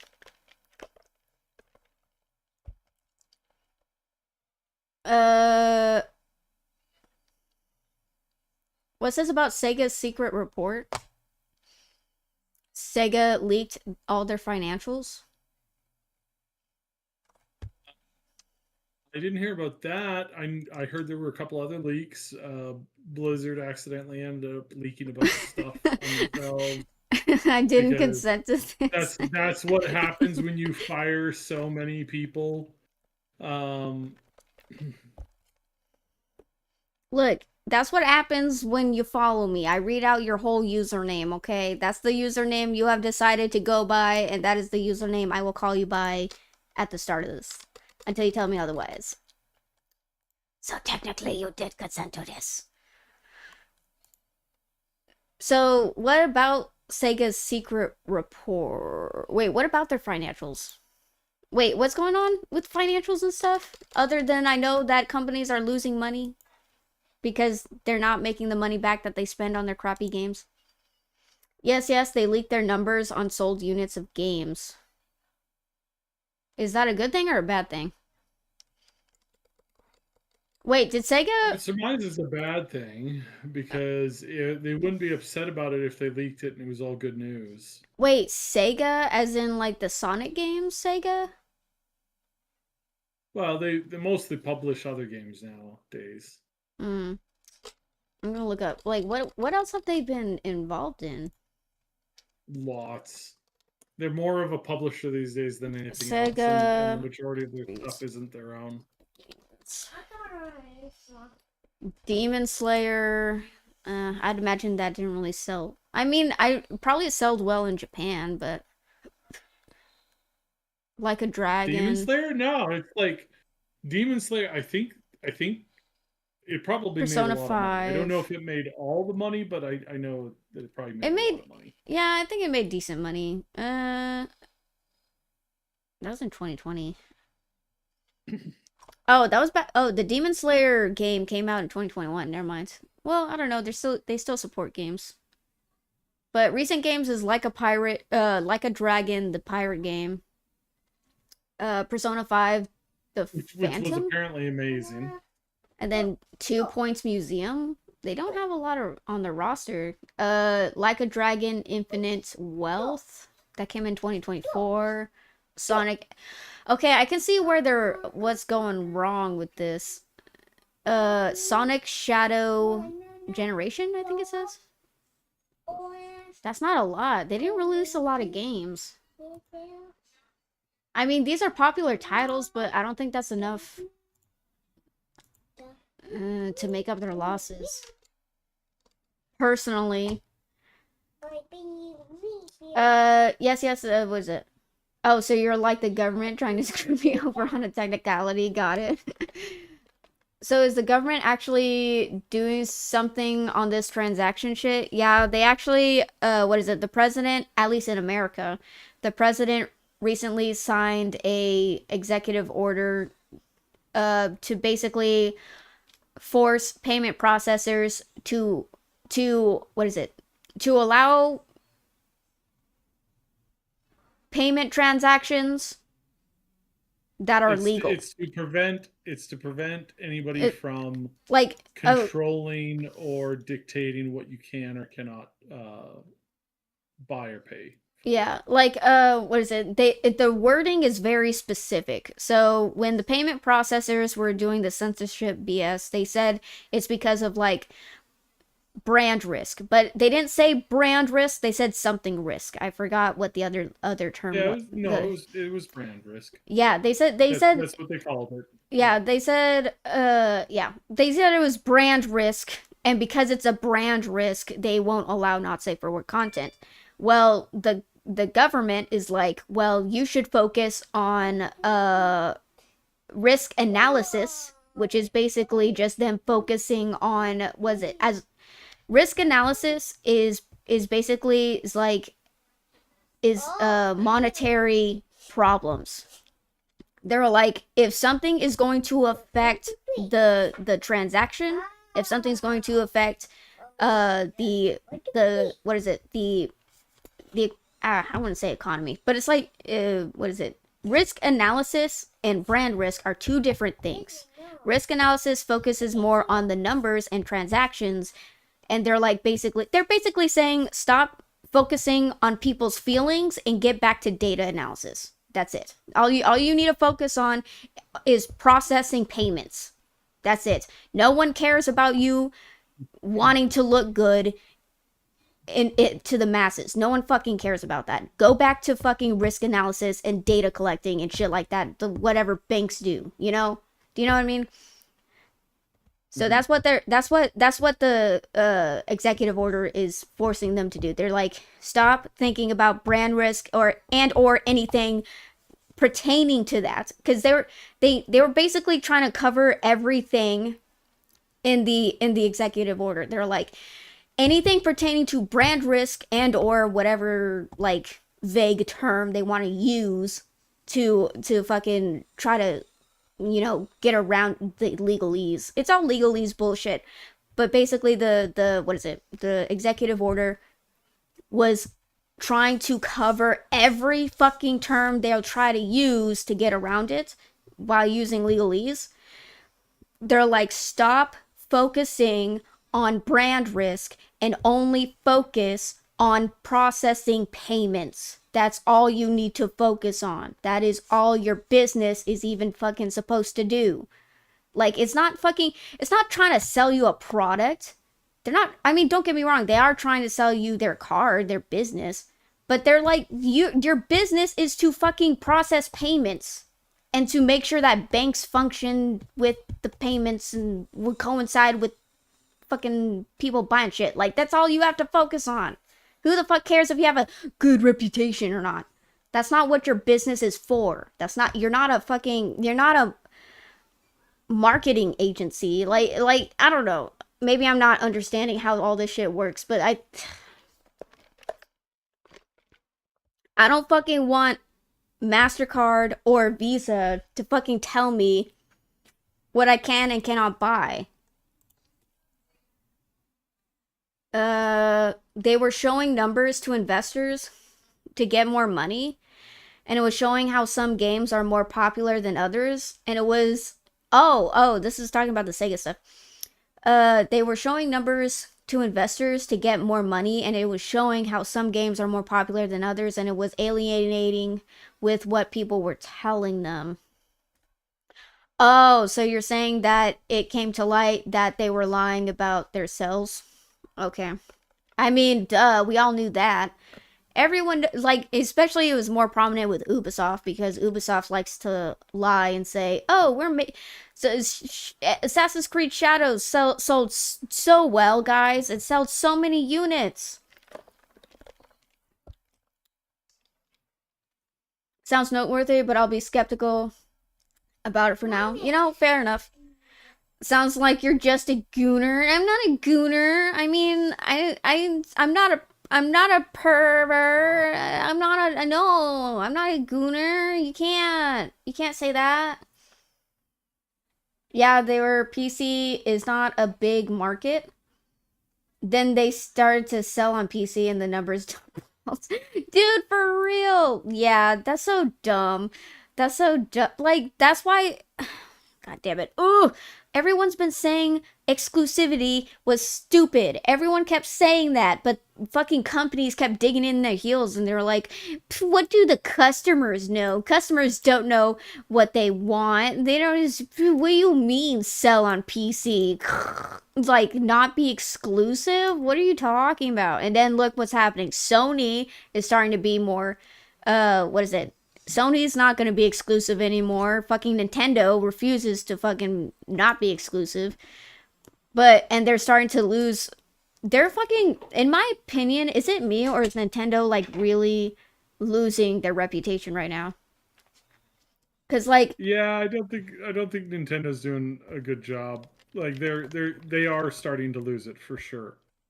Because, like, they're not selling the Switch 2. People are getting so mad and annoyed with their business practices lately.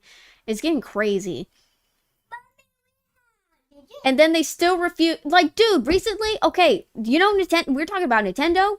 They recently stopped a charity event from happening because in the event they were playing Nintendo video games. And they didn't ask for permission to play Nintendo video games. And they stopped the whole charity event. They already have a bad reputation with the Switch 2 and like bricking people and like the absurd overcharging of games. And if you want like if you already own the game but you want the highest definition of the game, you have to shell out like $20 more for a game you already owned. For they're already doing that bullshit. And now you're saying like their reputation is already spotty as it is. And they thought it was a good idea. While everyone's eyes on them are everyone's fucking eyes are on them. And they thought it was a good idea to make even more headwaves by stopping a charity event because they didn't ask permission to use a fucking Nintendo game. Are you fucking serious? But this is Nintendo we're talking about, so yeah, of course they're serious. It's the greed monster has really gotten to them, and I am really confused as to why, because no, I'm not confused. Sometimes wait, they wouldn't always have been like that. No, they're extremely litigious. They've always been extremely litigious. There's a lot of the developers at Nintendo who just straight up hate anybody from the West. Like, but then again, it's Japan we're talking about. It's not just Japan for a long time. I mean, it's not just Japan. It was actually isn't the person who's in charge of the American branch used to be part of EA? Yeah, well, Yeah. that's what you get when you hire anybody from EA. Ironically, his last name is Bowser. Yeah, yeah, there's a couple of them that are like that. Oh my. Technically, you don't own the game, so I mean, you're right. So if we don't own games, technically not pirating, is it? But hey, Xbox at least announced that they're taking back the $80 price tag, but that means it's $70. Oh yeah, thanks Xbox. Thanks for lowering your price from 80 to 70. Thanks. Wait, wasn't that also a thing that happened with Borderlands 4? That they were like, oh, it was going to be $80 and no one wanted to pay $80, so they lowered it to like 70. But then articles were like, see guys, they were going to lower it, so you don't the problem is that they had it at 80 in the first place, you jackasses. God damn. Like the whole problem was that they had it at 80 to begin with. I heard some drama, but I don't know of the outcome. With Borderlands 4, they lowered the price, but news outlets didn't want to admit defeat that gamers won, so they're like, well, wait, who's the studio who makes Borderlands? Is it Take-Two? Activision? Used to be Take Two, but the Pitchford is recently separated from them. Well, whoever's making fucking Borderlands 4, they're like, wait, Pitchford is leaving? Or he's separate? No, no, he took his company and he left. They went to a new publisher. I can't remember who. Oh, okay. Not that I care that much about them as a whole. I'm sort of more or less done with Pitchford and Co. Yeah. It's been a sad thing for a long time now. So yeah. And yeah, honestly, I think that games are overpriced to begin with. Ever since they got rid of physicals, we've been overpaying on games since then. And yeah, the fact that it's even at 70 or 60 to begin with is a problem, in my opinion. So thanks for lowering it from 80 to 70. Thanks. Jeez. I feel so honored. Oh yeah, someone said, and to absolutely no one's surprise, they came for us next and started banning horror games from Steam and itch. Yeah. Oh yeah, there was a new way to stop killing games. Okay, it's the Stop Killing Games initiative. Apparently there's another available option. Still in Europe. Still only in Europe. God damn it. But there's a new option now to get a law passed to archive and preserve games and to take power away from gaming studios who think it's okay to just suddenly stop like, and was it suddenly okay to shut down servers and stop support of a game from existing at all. Product that we bought and paid for. We can no longer have access to it. Apathy is a very useful form of rage. If you literally don't even acknowledge this shit overpriced games, then you get, okay, 70% off games a couple years later. Dude, for real. For real, when they realize that you don't want to pay for overpriced games, they instantly put it on sale. Unlike Expedition 33, when it first came out, it was $50, but they came out with a, was it 20% discount? Or was it a 10% discount? They released the game on a discount. Who does that? Nobody. And oh my god, that just goes to show how great the fucking devs are. Because Expedition 33 is like, came out with a fucking discount. It was released on a discount, bro. God. We could only be so lucky, you know? And even then it was like $50. $50. The right price, in my opinion. I think games should be at $50 or low or less. $50 or less. Hold on, let me see. Is it $50 or was it 30? Claire Obscure. Yeah, it's $50.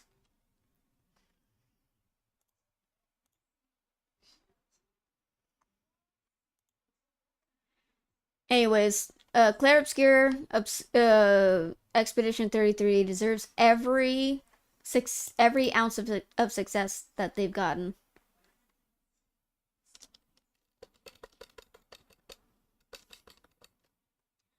Uh oh yeah, 4chan is fighting back against the visa censorship. They've been calling Visa hotlines and MasterCard hotlines and Yeah, basically don't like emails. They're just going to ignore the emails. You have to call.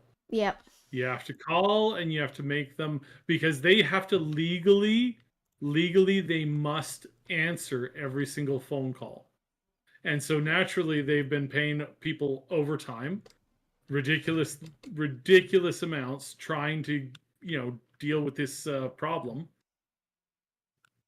And it's been yeah, it's been costing them a lot of money because every like if you keep somebody tied up for 30 minutes and you do that maybe twice or three times a day, it's a lot of money. It's a lot of money when 20,000, 100,000, half a million other people are doing the exact same thing. If you call Visa and there's a 3-hour wait time, that's good. Like get unlimited minutes and just make a whole bunch of phone calls. If you have more than one phone, you could definitely do that. Not that I'm saying that you should, but that you definitely could do that at the same time. That would be boatloads of funny. Yep. They're all also whittling down the hotline operators. Sorry, hotline operators. Sorry that you're caught Some up in some of this. them are losing their minds. Yes. Yeah. And now some of them are gamers. Some of them are like, yeah, I don't like what I don't like what this greedy soulless corporation is doing. And again, Microsoft, sorry, not Microsoft, Mastercard, I and need to go to the restroom. I'll definitely be right back. soulless monstrosities. This is point in fact very true, very accurate. I'm in the restroom real quick. I'll be right back. But yeah, no problem. So yeah, it's like the tactics are there. Follow. There's a whole bunch of guides because again, you remember what we were saying about how people can gamify things. Well, some people really gamified the experience of dealing with Mastercard and Visa, and turns out they can cause a whole lot of problems while completely following along with the law. So yeah, do that. Do that and make them bleed. Make the gods bleed. They shall rue the day they tried to screw over gamers. We shall be heard. I'm trying to think of some good movie quotes, but yeah, witness me. It's hilarious and I love it. And again, it just boils down to the fact that you'd have to have been an absolute idiot to think that this was okay, that this was fine, that this was going to be normal, that this was going to feed into everything. It was going to be all right. It was going to be completely normal. These guys are just like they're like, oh yeah, they're all right. Let's screw over some gamers, and again, I hope the political class is watching, and apparently they were because who knew that that Trump was going to do this? Who had any idea Trump would be the first bro gamer president? I don't think anybody had that on their bingo card. I'm sorry. I don't think anybody had that on their bingo card, and that is absolutely hilarious. I absolutely love it, and I think it's great. It's great on so many levels.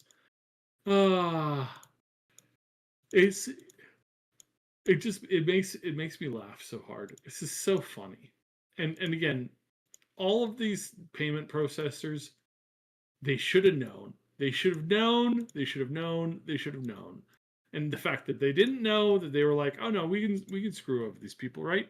It's gonna be totally acceptable. It's like, ha ha ha, you're dumb. Oh, you're dumb. Honestly, what is it? Uh, Gwen's like, what is it? Trump's son must be a gamer. No, it's because they needed a win with the masses, because everyone's still harping about the Epstein thing. So they needed a win. So they're like, what's gonna appease people? I think Oh, I think Barron called his dad. He's like, "Hey, Dad, these people are doing this, and they're totally going to use this to like get after, like go after your fans, and like try to like crush people, and like this is a severe, real problem." And he's like, "What? All right, let's. I think I could write something up. Hey, overreach of hey, payment processors. Who? How dare? yeah." And he's like, "Okay, yep, we can deal with this totally. This is gonna be easy. This is gonna be a walk in the park. We're gonna fix that right away." So maybe it wasn't Trump. Maybe it was his son Barron. Yeah, But because I don't think Trump would I have think we all realized this on his own. I think we all owe that boy a hearty thank you for sure.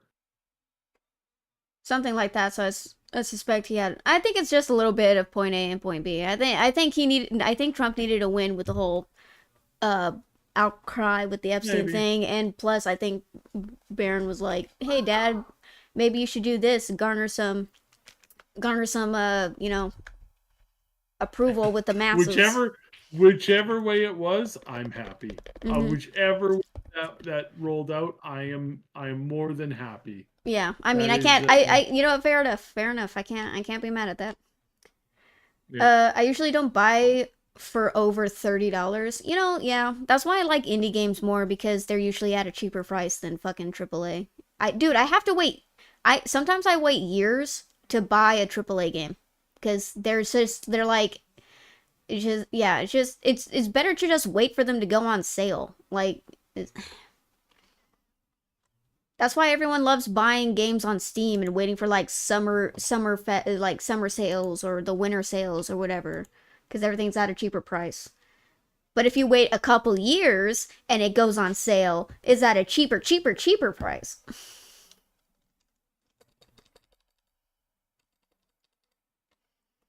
AAA games these days. AAA games these days feel like double A. Dude, not even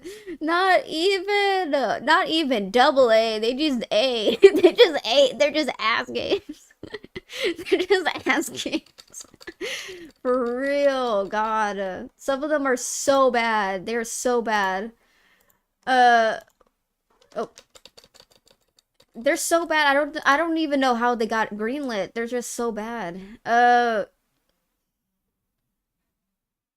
Oh, apparently 6 of the top 10 best-selling PS5 games came from Microsoft in quarter 2 sales. Not Wow. surprising at all. Wow. Who could have foreseen that exclusivity is a bad thing? Dude, people have been crying for this for years. Everyone was been like, why don't you just like do cross-platform, sell games on different platforms, just do that. And they're like, no, we don't wanna beat. God damn it. I like how we're just going down. It's not even A. All these green companies remind me of a quote. The greatest crimes issue from a desire for excess and not from necessity. Aristotle. The greatest crimes issue from a desire for excess and not from necessity. Yep. Yep. Yep, yep, yep. Yep, yep, yep, yep, yep, yep, yep, yep. It's because they want more. It's always because they want more. Uh, wait, what? People need to see it. What's this about your passport data? I'm sure that in England, your passport data is getting because shocker, they can't protect that stuff. A lot of people's passport stuff is getting sold. Lots of people are like, realizing they're getting 10 times the amount of spam calls, that kind of stuff. Yeah, Oh, that's what I've heard, speaking. and obvious, Yeah. like, Oh yeah. Uh, obvious. going like circling back to the payment processor caller representatives, please be nice to them.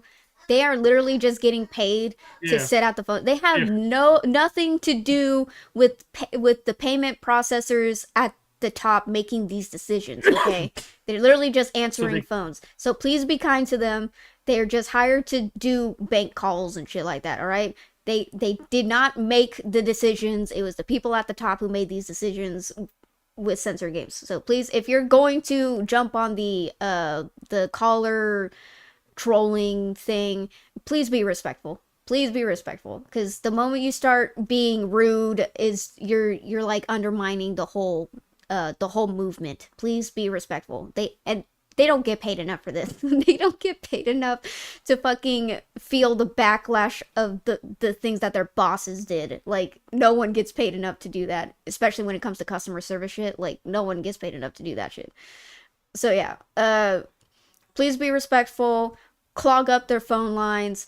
Uh, yeah. And dude, I loved that someone who was a caller representative, they're all like, they don't they on Twitter, they were like, they don't read the emails. Start calling the call lines because that actually affects their business. And I was like, damn, I love that you did that. I love that someone actually said something about that. They're like they were yeah, like they're very actually accurate too. yeah, they're like actually helping. Did you hear about Apple giving a Samsung warehouse to make folding phones? I wonder if it's true. Apple given a Samsung warehouse to make folding phones. I didn't hear about that, but it makes me curious on what they're gonna come up with. Kindness is weakness. Ruthlessness is mercy upon ourselves. Oh, Narlucha, don't be such a, what is it? A downer. Like, I don't know. Don't be nihilistic. Be kind. But why do you think kill them with kindness? Kill them with kindness. That's what you need to do. Kill them with kindness. Say, bless your heart. Bless your heart. Because I know what that You can means in Southern Yeah. lingo. You can kill them with kindness by clogging up their phone lines. You can kill them with kindness. They'll be like, please don't censor our games. And then just have like thousands of people on the call. Bless your heart, Winter. God damn it. For those of you who don't know, bless your heart means you're an idiot. Yeah. Oh, bless your heart. You're trying so hard. Bless your heart. I learned that the first time I went down to Texas. So it was like up He's here trying and in so other hard. Bless his places, heart. Sorry, go on. you say hello, how you doing? It's like hi. It's not it's not meant to like drag out a conversation or something. But in the South, you say hi, how you doing? They will tell you. Yeah, Hi, how they you will doing? tell you. Oh, my tractor broke down, and then my dog got loose, and then I had to chase around a 400-pound bull because he's trying to mate with the neighbor's cows, and they don't pay me to stud, and then I gotta go and mend the fence. Oh, Monster. yeah, it's a monster. My monster. Yeah, it's a monster. My is a green. Yeah, it's green. It's blue. It's blue. There, guys. Now you know the difference between green and blue. You're welcome. But yeah, wait, what were we talking about? Oh yeah, I was making fun of southern hospitality. I mean, did you know that I'm getting so off subject, but I was like, did you know that there's like only one clan left in like one state? Like there's like one clan group left in a state in like I forgot which state it was. I don't think it's Minnesota. But there's like one state that has like one clan left. And they're pretty much non-existent in other areas. I wonder what these execs must be feeling. The knowledge that the world will be a better place when they are done must be surreal. Well, they're basically like living in the moment, you know? They're trying to make money in the moment. They don't have any foresee like they don't care about long-term profits. They only care about making money the here and now before they make an escape. They're trying to make as much money as they can before they leave this industry. Sweet moment. Thanks for the cooler introduction. You're welcome. We need some levity. We need some levity in these dark times. Sorry, I ear graped you guys. Sorry. I was pressing the wrong button. Oh yeah. So what? Who was it? An administrator of the UK government admitted that they were trying to censor things. There was, yeah, well, I mean, I don't know if that's the same one, but there was this interview that went really, really badly because the lady called him out. That she was like, "So, are these special teams? Are they there to like help us?" And they're like, "Yes, help you obey the laws." It's like, yeah, that's not the answer that I think you want to give. That's not the answer you think it is. Oh yeah, and then there was that whole tea incident. So there was a tea app. Yeah. So one of the downfalls to everyone making their what is it? Their information more public and them showing their faces to access apps. Wow, who could have foreseen that these what is it? People can gain access. It's not just the government who gains access to it, but fucking criminal hackers can hack into these platforms and gain your sensitive information. Who could have foreseen that would have happened? It's not like people hack into Sony and Ubisoft and then like take all the fucking data information. It's not like Visa and MasterCard didn't get hacked and like millions of people's sensitive information was released out into the dark web. Yeah, who could have foreseen like let's Pretty sure I heard that happening before though. yeah. Yeah. Like Oh, who could unless have that's the point. I think that's the point. Yeah. yeah. Yeah. No. That's the point. They're acting like they can protect our own information more than we can. And it's like, bro, you can't even protect your own business from being hacked. What do you mean? What do you mean you protect our information? You got hacked and all of our information got like card information, guys. Like social security, card information, credit information, fucking home address, everything was fucking released. And then, now that the stupid UK laws are getting more invasive, fucking, now people can know what you look like. People can see your face. They can recognize you on the street. And it's like, what the... Who could have foreseen that this could have been an issue? Short-sightedness leads to ignorance. Ignorance leads to bliss. So they must be high on life. God damn it. God damn it, Narlucha. The dark side. Should have used Norman It Reedus. doesn't. But I had to throw in a Yoda quote. a Yoda. Yeah. Yeah. Fair enough. Fair enough. Should have used Norman Reedus like the people of UK to pass age verification. I know, right? Who could have foreseen that their fucking verification system is flawed? Could have foreseen that. Oh yeah, it turns out that the people involved with Collective Shout, which is the Karen organization that bullied Visa and MasterCard to bend the knee and censor video games, well, it turns out they actually have prominent seats on a government board in Australia. And the women involved Not in it, shocking at all. and the women involved are just like 5 women on this whole board of like 13 people who mass censorship Australia. And so what they did was they sent mass emails to MasterCard and Visa and some mass phone calls, and they bullied MasterCard into censorship.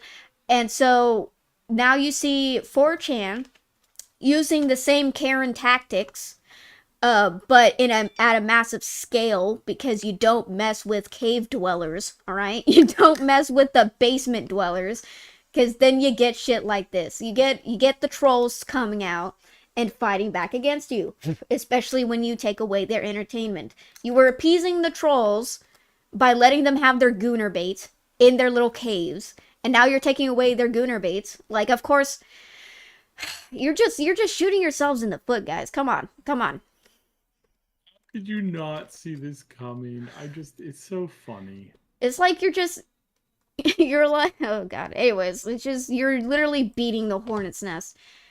And then you're surprised when the fucking, the hornets fucking sting you. Oh, they're attacking! Oh, the hornets are attacking us! They're stinging us! Ow, it hurts! Protect us! It's like, well, don't fucking beat on the hornet's nest. Then you won't get attacked. Maybe you won't get stung so hard. Jeez. Who could? Wow. Common sense. Oh yeah, Savvy. Lady, was it? Yeah, Savex. Lady Savvy? Yeah, she's the one who discovered Collective Shout's background and stuff of being part of she's been Australian posting government. it, and they have been so vile to her. She's just calling them out for like, hey, you're hypocritical in this, you're hypocritical in that. Yeah, because this is like, MasterCard supports OnlyFans. Oh yeah, blah, speaking blah. of And then OF, she calls this stuff out, and they treat her like, and they go after, they pull out the dirty, some of the dirtiest things. They call her a man. Wow. They're being like disgusting. Wow, and that's so aggressive and, that's so transphobic. That's so Mhm. transphobic. Anyways, I'll be right back. Sorry. Oh yeah, speaking of OF, I don't know if we're allowed to say OnlyFans, but speaking of OF, apparently MasterCard's hypocritical because they support OF. Well, someone pointed out that if what is it? If you're new to OF and you freshly turned 18, but you have enough content to show on OF to sell once you hit 18, isn't that child prawn? Isn't that underage? Isn't that against the law? So they pretty much support child prawn. I mean, that's a no-brainer because they also support cuties. So, yeah. For those of you who don't know, Cuties is a movie that was released on Netflix that sexualize minors, and no one liked the movie. And in fact, people are like, you should take that movie down. And I don't think Netflix ever did. I don't think Netflix ever took it down. But yeah.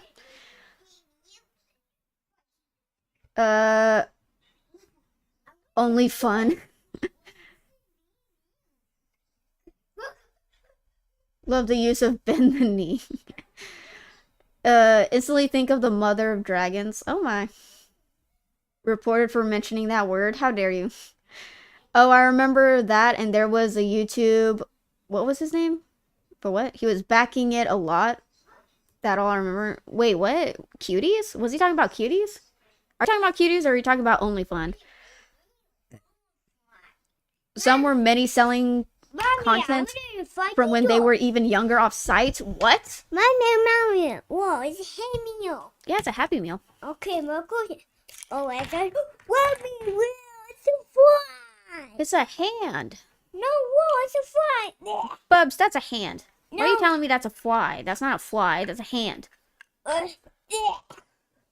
You don't know this. Anyways, for those of you who don't know, I'm not a mother. That's just my 4-year-old nephew. He just, every time I try to correct him and tell him I'm his aunt and not his mother, he just gets mad at me. YouTube who supported cuties? Gross. Oh, Sneeko! Ew, yeah, I think I heard of that. Ew, yeah, I remember that. That weird, filthy, disgusting fuzzer, yeah. Yeah, I remember. I remember hearing about that.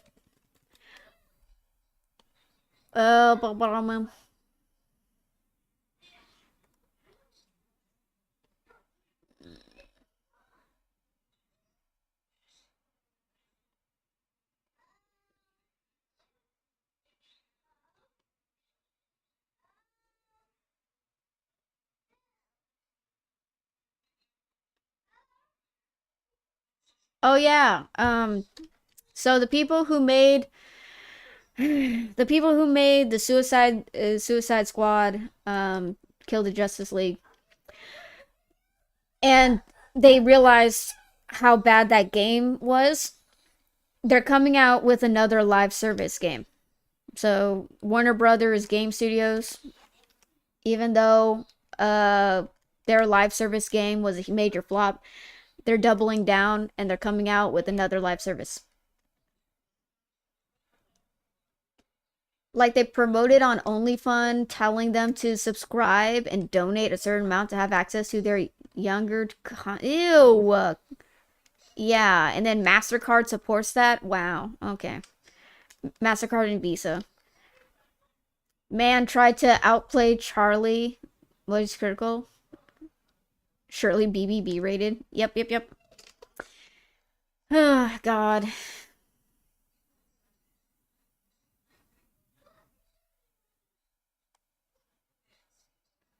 Let's see. Oh, right. Report 2K executives disapprove of BioShock 4 sequel, fails internal assessment. God damn it. BioShock 4 has been highly scrutinized by 2K Games. God damn it. And failed an internal review, new reports indicate, with a studio shakeup at the BioShock developer. TLDR, BioShock 4, developed by 2K's Cloud Chamber, is undergoing a major rework after failing an internal review due to storyline concerns. With a decade-long development, the project faces leadership changes and the cancellation of simultaneous BioShock remake, as 2K aims to deliver a high-quality next-gen open-world game featuring advanced AI and emergent gameplay. Who wants to bet that the original storyline that they disapproved of is actually really good? Lurk, forgive me, but I need some food for Pup and myself. Take care, y'all. Okay, understandable. Go, Gwen. Feed yourself. Sustenance. Yeah, it's just usually when they're like, "Oh, we don't like the storyline. It's problematic." Oh, we want to implement AI shit. Well, it's not giving me high hopes.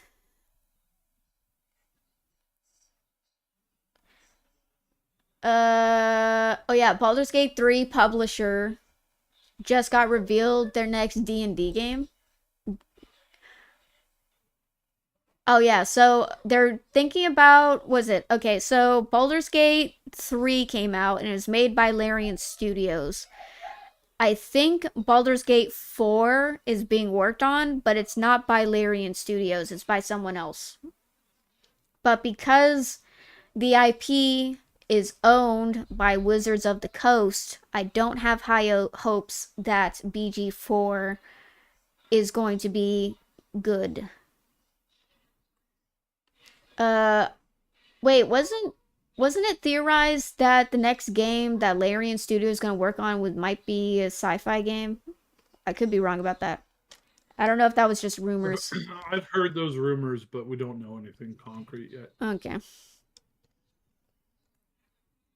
Do you know who's going to work on? I've been looking up.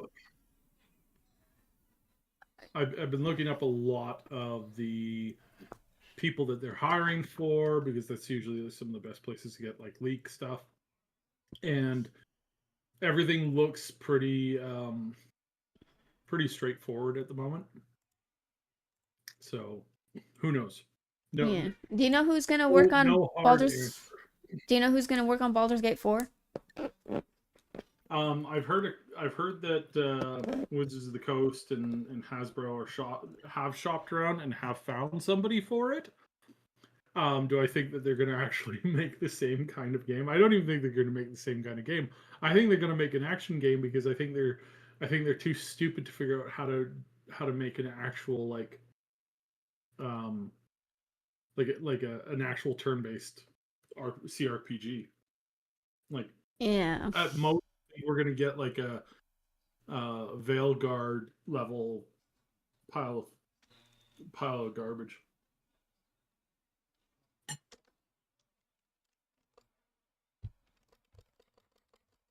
Okay,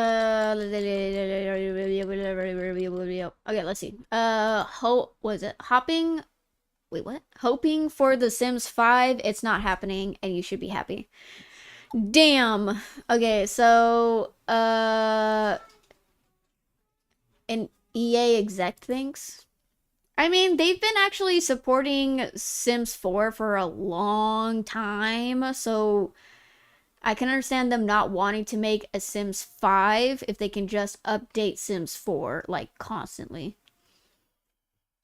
It's worse than that. EA. They discovered that. Oh, sorry. They discovered what? So, EA has discovered that if they bring in tools, mod tools, and they allow the community to develop content for their game, it's a 1-to-1 investment reaction bonus. So they Content for free? So they make money. Less labor? They costs? make money off of, yeah. So they basically are I wouldn't say enslaving, but they're basically making money off of off of the people who make content for them. Hot take, I hate it when gaming companies basically use modders to basically fix their games and to help their games. I mean, technically, like, I hate it when Bethesda relied on modders in order to basically to fix their games. I hate it when Bethesda did that. I hated it when Cyberpunk 2077 had to literally recruit modders in order to fix their broken ass game. I hated that. I just hate it when companies use modders to fix their games when they shouldn't have been broken in the first place. I hate that shit. So the fact that EA is relying on modders to put their game on life support, I mean, it's kind of on brand for EA, let's be honest here. So I'm not really surprised. Honestly, I'm kind of glad that they're not making a Sims 5. A Sims 5 doesn't even make sense at this point because they're just putting so much. Do you want to let's look at the DLC. Let's look at the DLC for Sims 4. Let's take a look.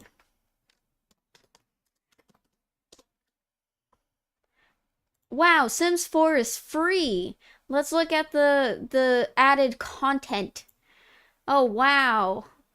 Wow, 99 content. 99 DLCs, guys. And you want the game and all, do you want to know how much all the DLCs cost altogether? You want to know, Saib? How much? It's $985.82. With all that, all the DLC packs, every single one, all the recent updates, it's gonna come out to $1,000. Or close to $1,000. Yep. But don't worry, guys. Don't worry, guys. Sims is free. Don't worry, guys. Sims is free. God damn it, dude. So yeah, they did discover basically an infinite money glitch. Typical. And again, I mean that it's EA. Who does anybody believe that EA is not still the worst?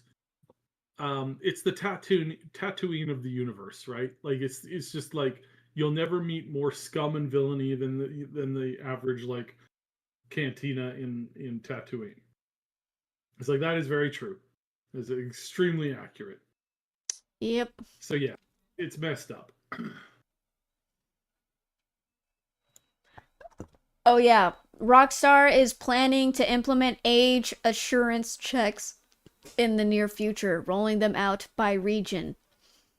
You may need to verify your age to access GTA Online, or certain features like phone messages, text chats, Snapmatic may be restricted until you verify your age.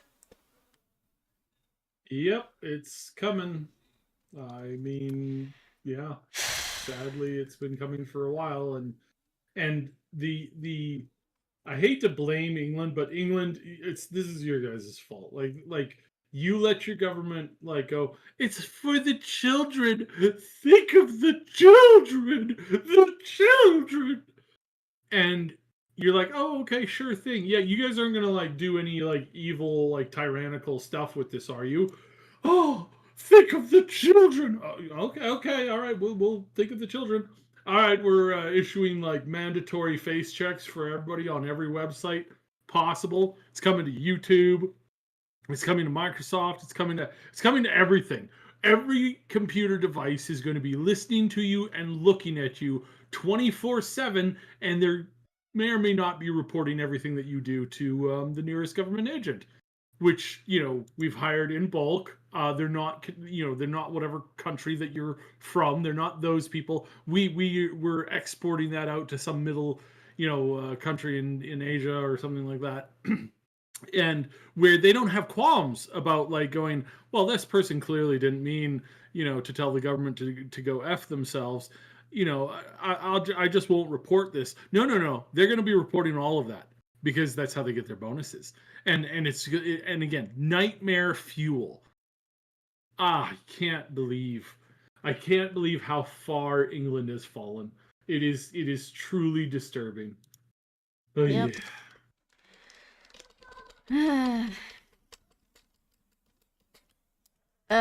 EA finally listens. Battlefield 6 scraps a decade-old requirement on Steam. So, I've seen some footage of Battlefield 6. It looks amazing. I know we already talked about it, but I just want to glaze it a little more. It looks amazing. Some of the gameplay looks crazy. After years of needing to launch on Origin, which is the EA third-party app, alongside Steam, EA has decided to drop the requirement for Battlefield 6. Wow! Wow, EA! Wow, other companies, take note. Like, yeah, people don't like fucking signing in to a third-party extension, like, in order to fucking play their goddamn games. Ubisoft. Literally, every time I try to play Far Cry 4, I have to fucking be logged into the Ubisoft browser in order to fucking play a game. It's fucking annoying.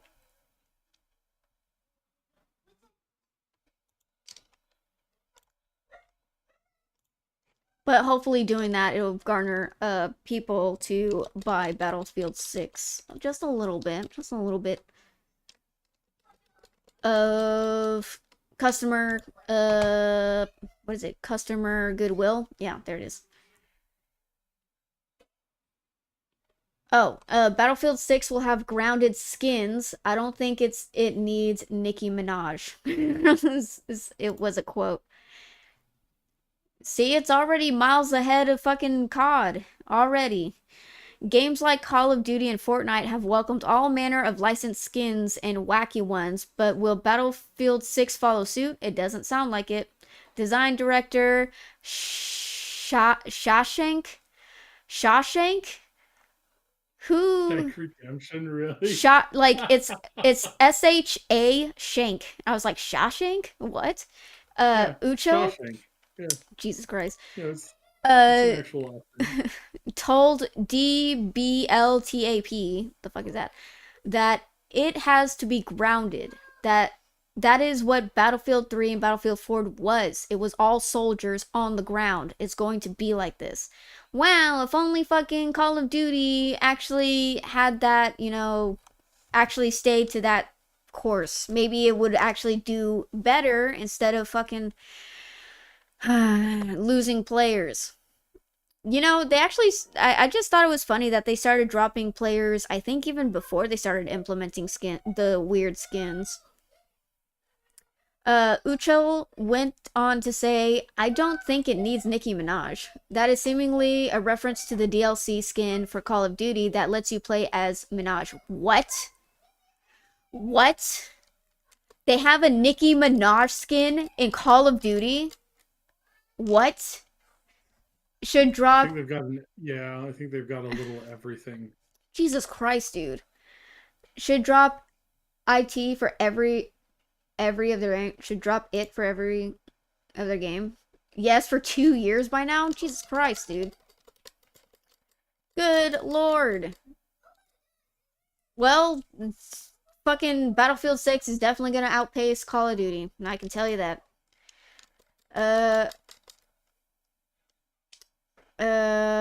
Wait, what? Oh, Battlefield 6 will have skill-based matchmaking and no server browser outside of Portal. Players who want to queue for normal game modes will be subject to CBMM. What is that? What's CBMM? Do you know what that is? Do you know what that is, Sai? CBM? CBMM. Well, at least they have skill-based matchmaking.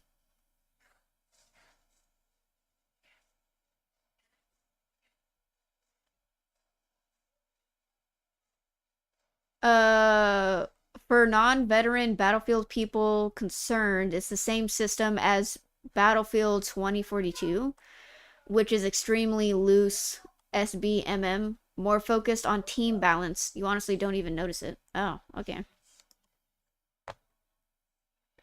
Yeah, I'm not sure what that means. I think it's one of the I think it's one of the systems that governs how you who you play up against. What, Bubba's? I want Blippi. Blippi? Could be wrong. Someone said, guys, chill out. This is the team balancer, Lamau. It's not COD CBMM. It's a totally different CBMM. I don't know what CBMM is. Do you people in the chat know what CBMM is? Oh, Hey, connection-based you. matchmaking. Okay. So it's connection-based matchmaking. Okay. So it's supposed to give you less lag, but yeah, there's some issues with it. Okay. Mommy, again. So I was confusing it with skill-based matchmaking system, which has been, there's a lot of AI that goes into that nowadays that edits it and tweaks it, and if you're on a winning streak, it'll put you up against some really high ranked people to knock you down a peg to make sure that you're not progressing through silver tier in an afternoon. It's going to take you at least a full weekend, because they don't want you skipping ahead. They want you investing time.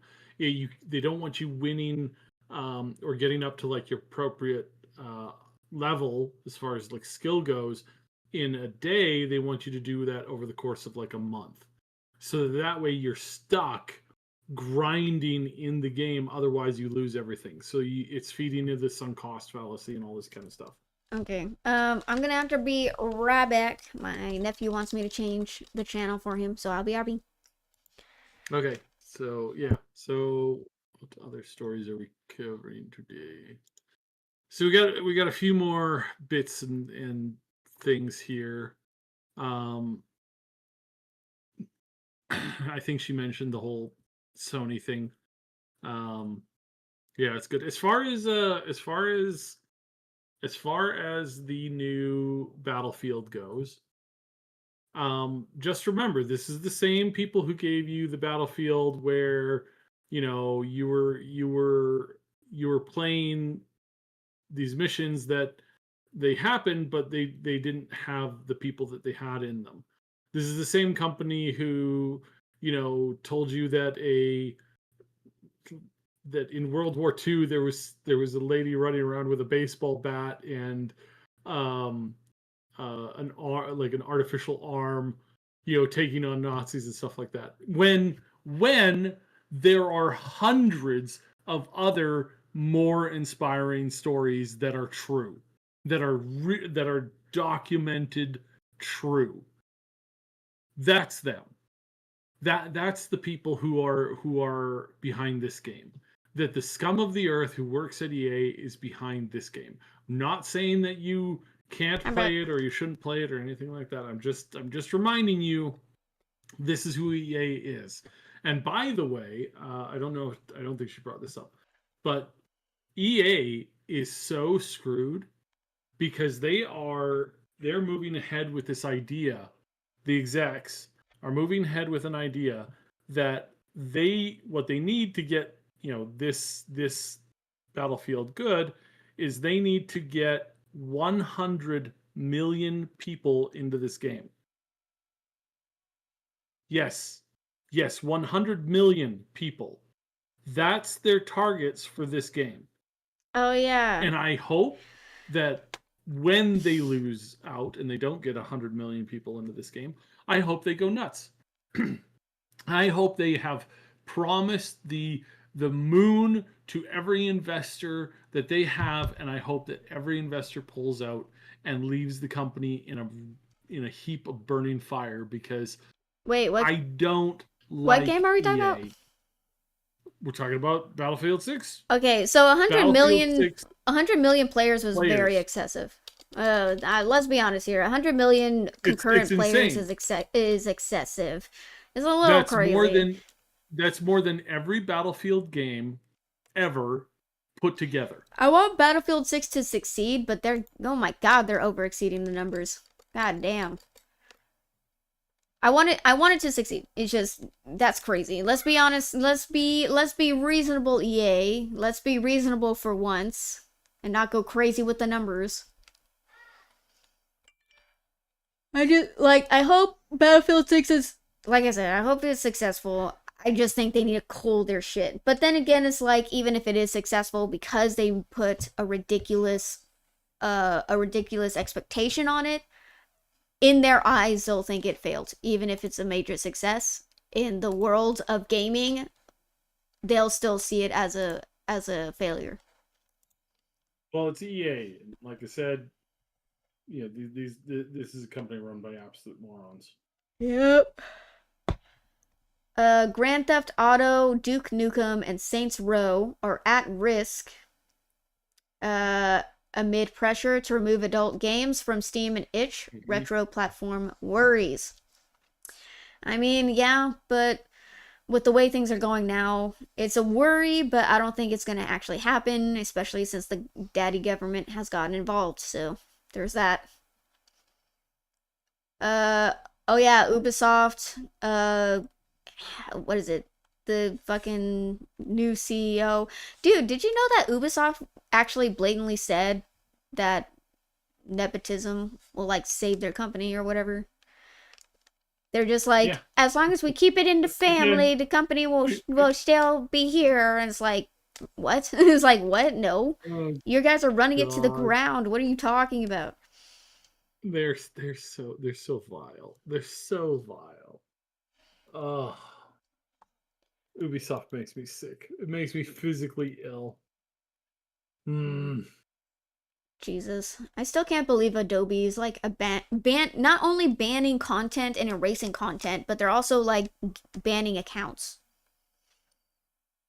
Oh yeah, and wasn't who else? I heard recently that a content creator was kicked off of a platform for their not safe for work content, but was it Patreon? I don't know. I can't remember what platform it was. Well, yeah, Patreon has been kicking people left, right, and center, including people that aren't doing NSW, not safe for work stuff. Archcast got kicked. A bunch of other people got kicked. It's genuinely insane. It is genuinely insane right now. Genuinely, yep. Yeah. They don't even have the servers for a million. Wait, what? 1 million people? Jeez, dude, that's so funny. EA doesn't even have the servers for 1 million people. That's hilarious. Oh god. Oh yeah, wasn't there like a company that was like complaining about like not having enough server space? That happened like years ago, but I feel like there was like a company that was complaining that like there was like too many people on the server, and so they had to like pay out the ass for more servers just as like support it. I don't know. I could be misremembering because it was so long ago. But apparently, the EU could be scanning your chats by October 2025. Yep. I'm going to be reading your chats. Everything that you type, everything that you say. They're Yeah, going to be guys, you're gonna get me in monitoring. trouble, guys. monitoring You're gonna get me in they're trouble. going to be monitoring everything because that's the type of people that they are. Did you know that YouTube implemented an AI to monitor chat? So if anyone says anything derogatory, it's on you and not the chatter who made that response. Like they'll take down the stream. They'll give you a warning and stuff like. You'll get in trouble for something you didn't do. They already read it for the past 20 years. Now they just will be able to use it in the open. God damn it, Oko. I mean, you're not wrong. They've been monitoring it for a while now. Now they're just being blatant about it, I guess. Oh yeah, here's the article, but Nintendo... Was someone phone ringing? Was that me?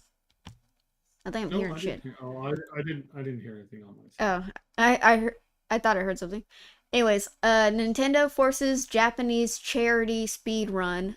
Nintendo forces Japanese charity speed run event to remove its games from the lineup, citing unauthorized use. Organizers must. Yeah, we did, but there's a little more detail. Organizers must now seek permission for every game. This happened in Japan. I thought this was like this was like in America. Someone said it is extremely ethical to pirate Nintendo products. Anyone trying to defend Nintendo in 2025 is hopeless. Nintendo hate their fans. Nintendo has been here. How can you tell? Cancelled fan event. Jesus. I really don't know why anyone spends money with this company. Nintendo in 2025 spits on the legacy of Satoru Iwata. Reminder, it's always morally right to pirate Nintendo. Yeah. God damn it. Too busy suing random shit to make a decent Pokemon game in the last 10 years, I guess. God damn. God damn. That was a French person who said that. She. And also very accurate. Yeah. Sony, yeah, okay, yeah, you talked about the curtailing of Bungie. United Nations backs Collective Shout's campaign to censoring countless games. What? Online... Yeah, when I read that, I laughed. I'm like, ah, yes, the UN putting in their words of garbage wisdom when they haven't been able to do anything of value. The same UN where the what was it? It was Iran or Iraq. I think it was Iraq's. Iraq was on the board or was the chairman of the Women's Rights Committee. Wow. It's like okay, yeah.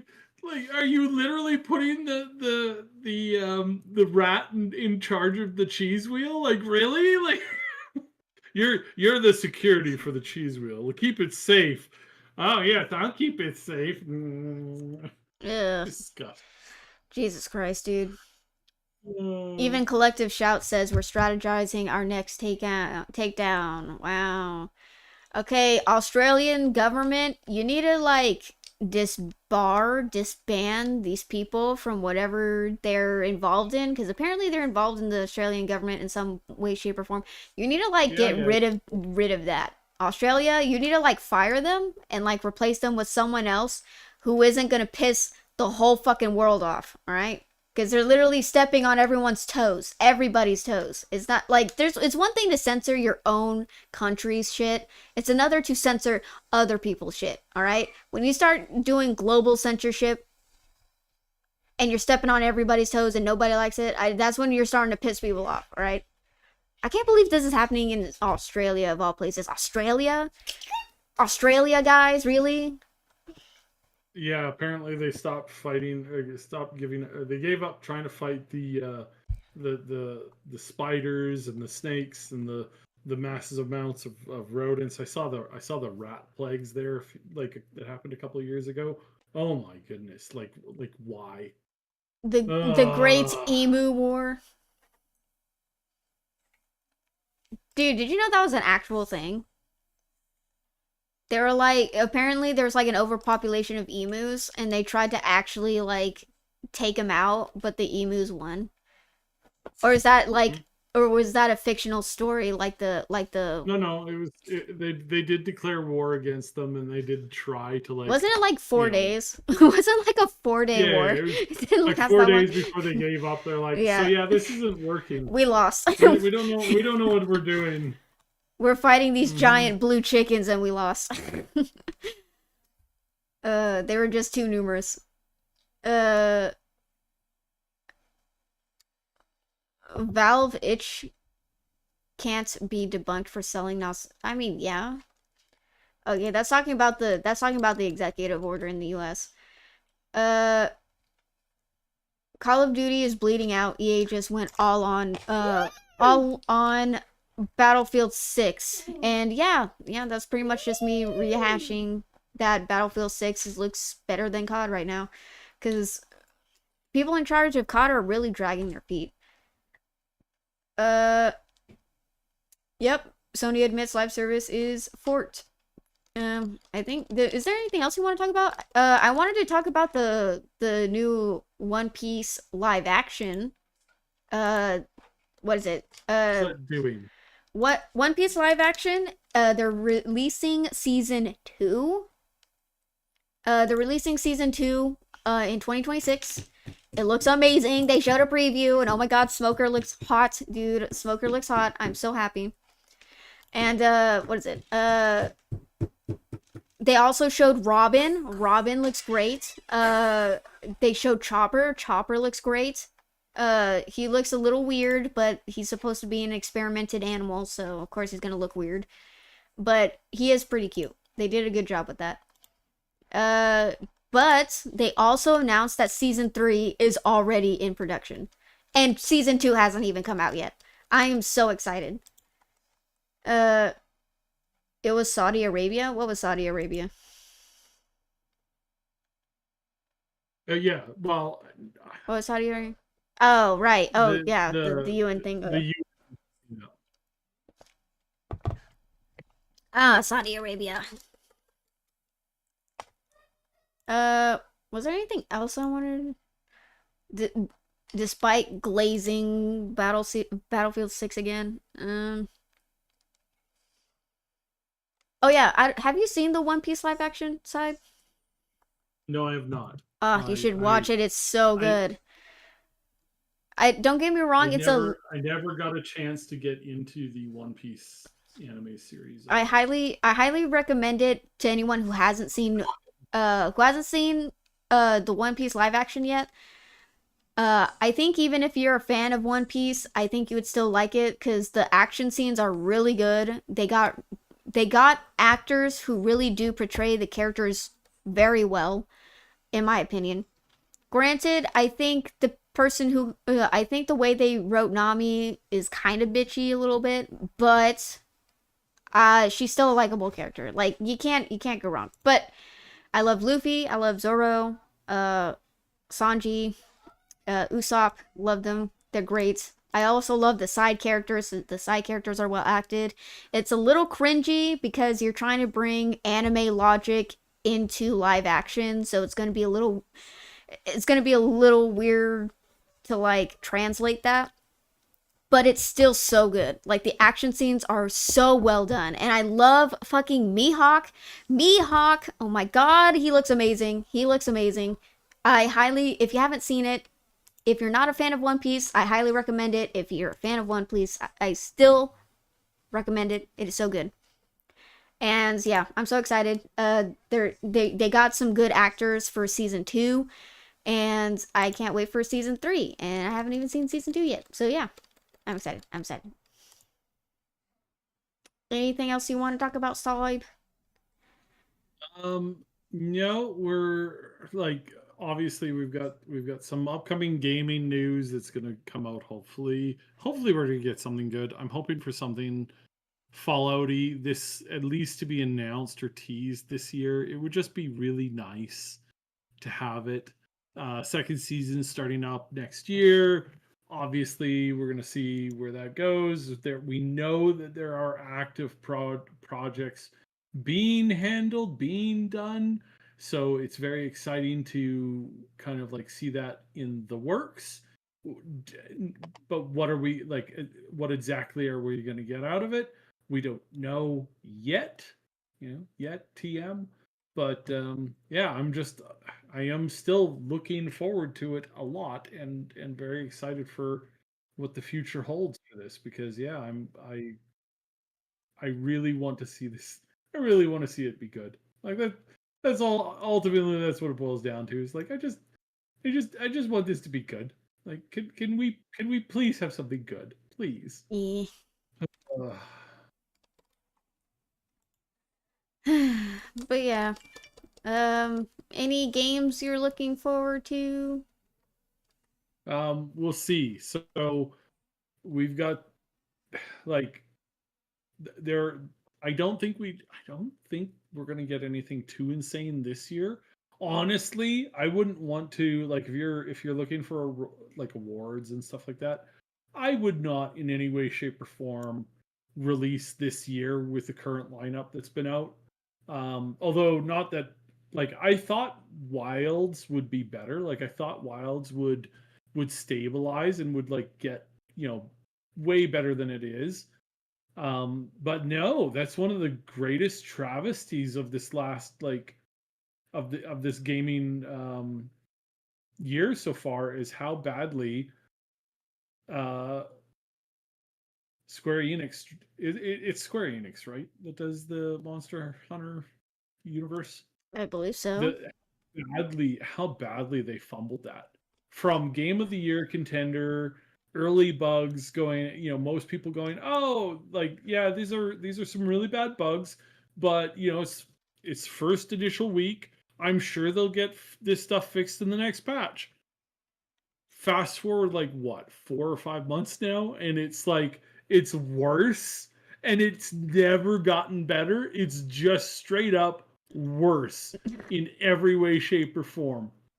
And yeah, so that's yeah. But I wouldn't want to go up against Claire Obscura if you're wanting to get Game of the Year. I think that's the shoe in for I the winner this year. swear to God. I swear to God, if Claire Obscure does If you not just win Game of the Year, I'm going to fucking uh, riot. I'm going to riot.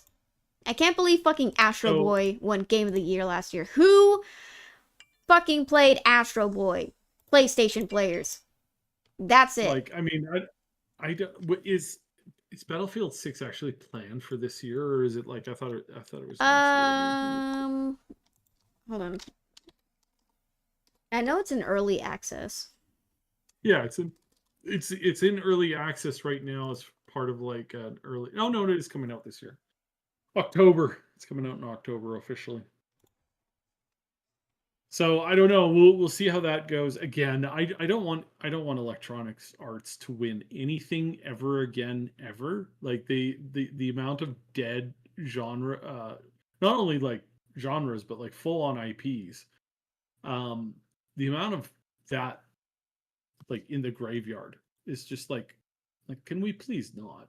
Like seriously, can we please not? Can we not let them get away with this for all this time? Like please, please, please, please, please, pretty please, pretty please. That would be nice if we didn't let them get away with all the bag the basement and closet full of skeletons. Like just the piles of dead. Like please. Please not. Oh, fingers crossed.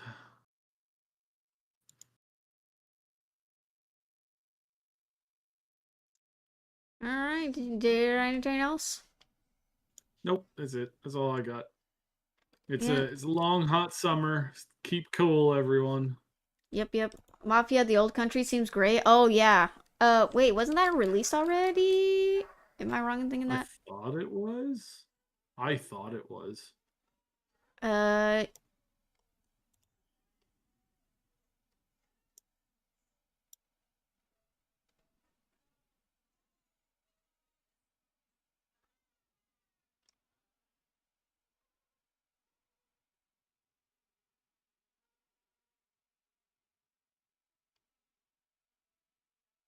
I'm getting distracted by Gooner games. Anyways, what was it? What were we talking about? Upcoming game releases and stuff. Oh yeah, Mafia: The Old Country. Mafia. Uh, yeah, it's already available at $50. Hell yeah, and it looks amazing. God, I've been like keeping an eye on it. Ooh, the reviews do not look. Literally, the first 3 reviews, 4, 5 reviews are all negative. It happens. The gameplay feels like a mix between the classic Mafia style and modern stealth games like Assassin's Creed. There are a few chapters with decent shooting, but most of it is made up of straightforward stealth missions. And of course, it wouldn't be Mafia without a couple of frustrating races with questionable driving mechanics. Almost gave up on the second one. The main thing holding everything together is the story. It has some strong moments, but ultimately falls flat. My advice, wait for a 50% discount and for them to fix the graphical glitches, stuttering, and average performance. This isn't the game I was hoping for. Why make a huge open world if you can't explore it freely or even go buy upgrades from a store? I couldn't bring myself to finish after chapter 13. I mean, you made it to chapter 13. Very fun game until about the last hour. Ending ruined it all. Ooh. After spending over 14 hours immersed in the cobblestone streets and smoky parlors of Mafia: The Old Country, I walked away with the mixed feelings and a lingering sense of what could have been. That's not good. I mean, it's mostly positive reviews, but people are saying the ending's bad. And I don't know how to feel about that. I'll be right back. Alright.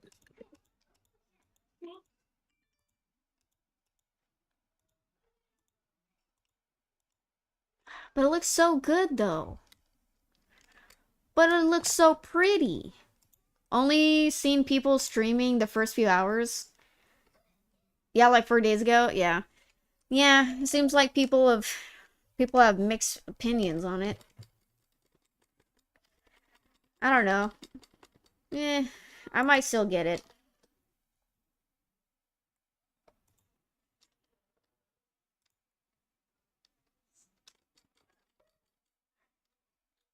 Alright, I guess that's everything for today. Uh, trying to remember. I'm trying to remember if there's anything. Oh, I did like the stealth because it reminded me of the old Assassin's Creed games. Yeah, I don't think stealth missions are not the new slop. Yeah, I think that's what I was thinking too. I was like, I don't think stealth missions in itself are bad things. It can actually be really fun. But yeah, I think people just had a problem with some of the graphical issues and the questionable ending. But yeah. Will we ever see a return to form with Ubisoft? Who knows when it comes to Assassin's Creed games. I mean, they got bought out. Okay, they didn't get bought out by Tencent, but they got slightly merged with Tencent. I don't know. They made a weird merger deal with Tencent, so Tencent owns like their major IPs. So I don't know. We might see a change in direction when it comes to quality, but yeah, we'll have to see. I think we'll just end it here then. I don't know if I should wait for Saib to come back to end it. But yeah, thank you guys for being here. We appreciate every single one of you. Thank you for the follows. Thank you for the lurks. Thank you for the subs. Yeah, we do this every Sunday around 4 or 5 in the afternoon, CST. Can find us on the Triple S League YouTube channel, or you can follow me on Twitch, Lady Reaver, on Twitch. And I also have my own YouTube channel, Lady Reaver. And you can follow me on Kick, Lady Reaver VT. I think I have it under Kick. Take care. Yes, yep. Thank you guys for being here. Thank you. Just wrapping up. But yeah. Is there anything you want to talk about or announce before we end it, or? Nope. No, I think we're good. Okay. Oh, sorry about missing last week. I forgot to do an announcement that we were taking last week off because of the long weekend. It's one of the long weekends that's universal almost. Like people in Europe were taking it off. People in the States were taking it off. In Canada, people were taking it off. So everybody was off. Yeah. Sounds about right. But yeah. I'm hoping we can do more gaming stuff later this year. I'm still wishing for like a perfect group game that we can play at some point. It's been man, I'd love to do. I had so many plans for content around Baldur's Gate, and I never. It didn't coalesce because of we had a whole bunch of technical hardware issues when it released. I couldn't even play it for 2 months. Damn. And then yeah, I know, right? And we had all these plans, all these things that we were going to do, and we had computer malfunctions, and we had all this other stuff, and then just timing wise it was the worst possible release window for us as individuals. Ash couldn't play it, I couldn't play it. It's just it was a nightmare for weeks and weeks on end. I was so depressed about it, but yeah, I'm still well, I've already played on the co-op before, so I'm always down to play co-op for Baldur's Gate 3 a second time. Mm-hmm. Yeah. I'm still mad that they wouldn't let me romance Gortash. I'm still upset about that. Why won't they let me romance one of the bad guys? I don't get it. Right. But other than that, there's some pretty big news coming down the line. We've got some big games coming out over the next couple of months, but I think next year is going to be one of the bigger years. This year's been pretty good for it so far. There has been a lot of disappointments, but we've also got actual good stuff coming out too. Like nobody saw Claire of Segura coming, so that's good. And then there's a bunch of other ones that I'm looking forward to. But yeah. Other than that, we'll see how things go. All right. I still haven't played it yet, but I still want to play Date Everything on stream because, Lord forbid, we have heterosexual romances on Steam get removed, but let's have a Gooner game where you romance a fucking dust bunny, the personification of a dust bunny. What do you call it when you make something into a person, like an inanimate object, and then you just turn them into a person? What is that? Is that personification? No, I don't think it's personification. I know there is a term for it. I just don't know what it is. Yeah, well, yeah, they're just such hypocrites when it comes to what's allowed and what's not allowed. I'm just saying. It's they're ew. Oh, thank you, Mighty Ninian, for the. Oh my God, Mr. Craven too. Thank you for the raids. Hello, everybody. We're actually about to wrap up. Thank you for the raids. I appreciate it. Hello, everybody. Thanks for coming by. Yeah, thanks for coming by. Tag team raid. Thank you. I appreciate it. But we're literally just about to end. But yeah, I was gonna continue the raid. Oh my. But yeah, I was gonna play Date Everything, but I just thought it was weird. It's funny because they like say it's weird when they personificate it, because personification in anime, uh in the anime field is like kind of a given. Like they anime they turn everything into an anime girl to goon over. Like every like you'd be surprised. Like they even turn historical figure side into gooner material, and it's like Jesus Christ. And yet when but that's not okay. But then they come out with Date Everything, and they make gooner bait off of a D&D tabletop game, and a ceiling and a floor. I'm just saying it's just hypocritical. I'm just saying it's just hypocritical. Yeah, But yeah. yeah. I gotta show. Speaking of Gooner things, I gotta show you this game that just came out. A friend of mine just messaged me. He's like, you gotta check this out. This looks wild. I'm like, yeah, this is definitely a thing. It's not my cup of tea, but it's definitely a thing. Oh, this is hilarious. Alright, I think we're gonna well, on my part, I'm gonna raid into Daze's stream because it seems like he started. Or I could do crap. I don't know who to do. That's what she said. I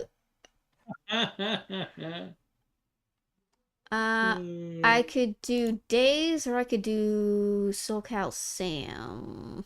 Let's do SoCal Sam. Wait, what was the game that you wanted? Later.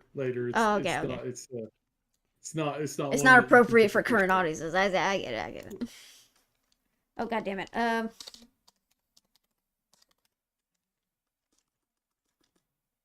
Every time I try to type in SoCal Sam's username, I always fuck it up.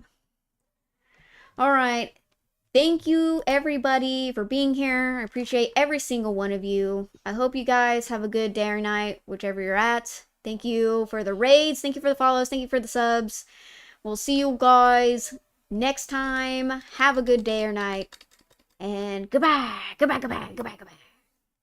Goodbye.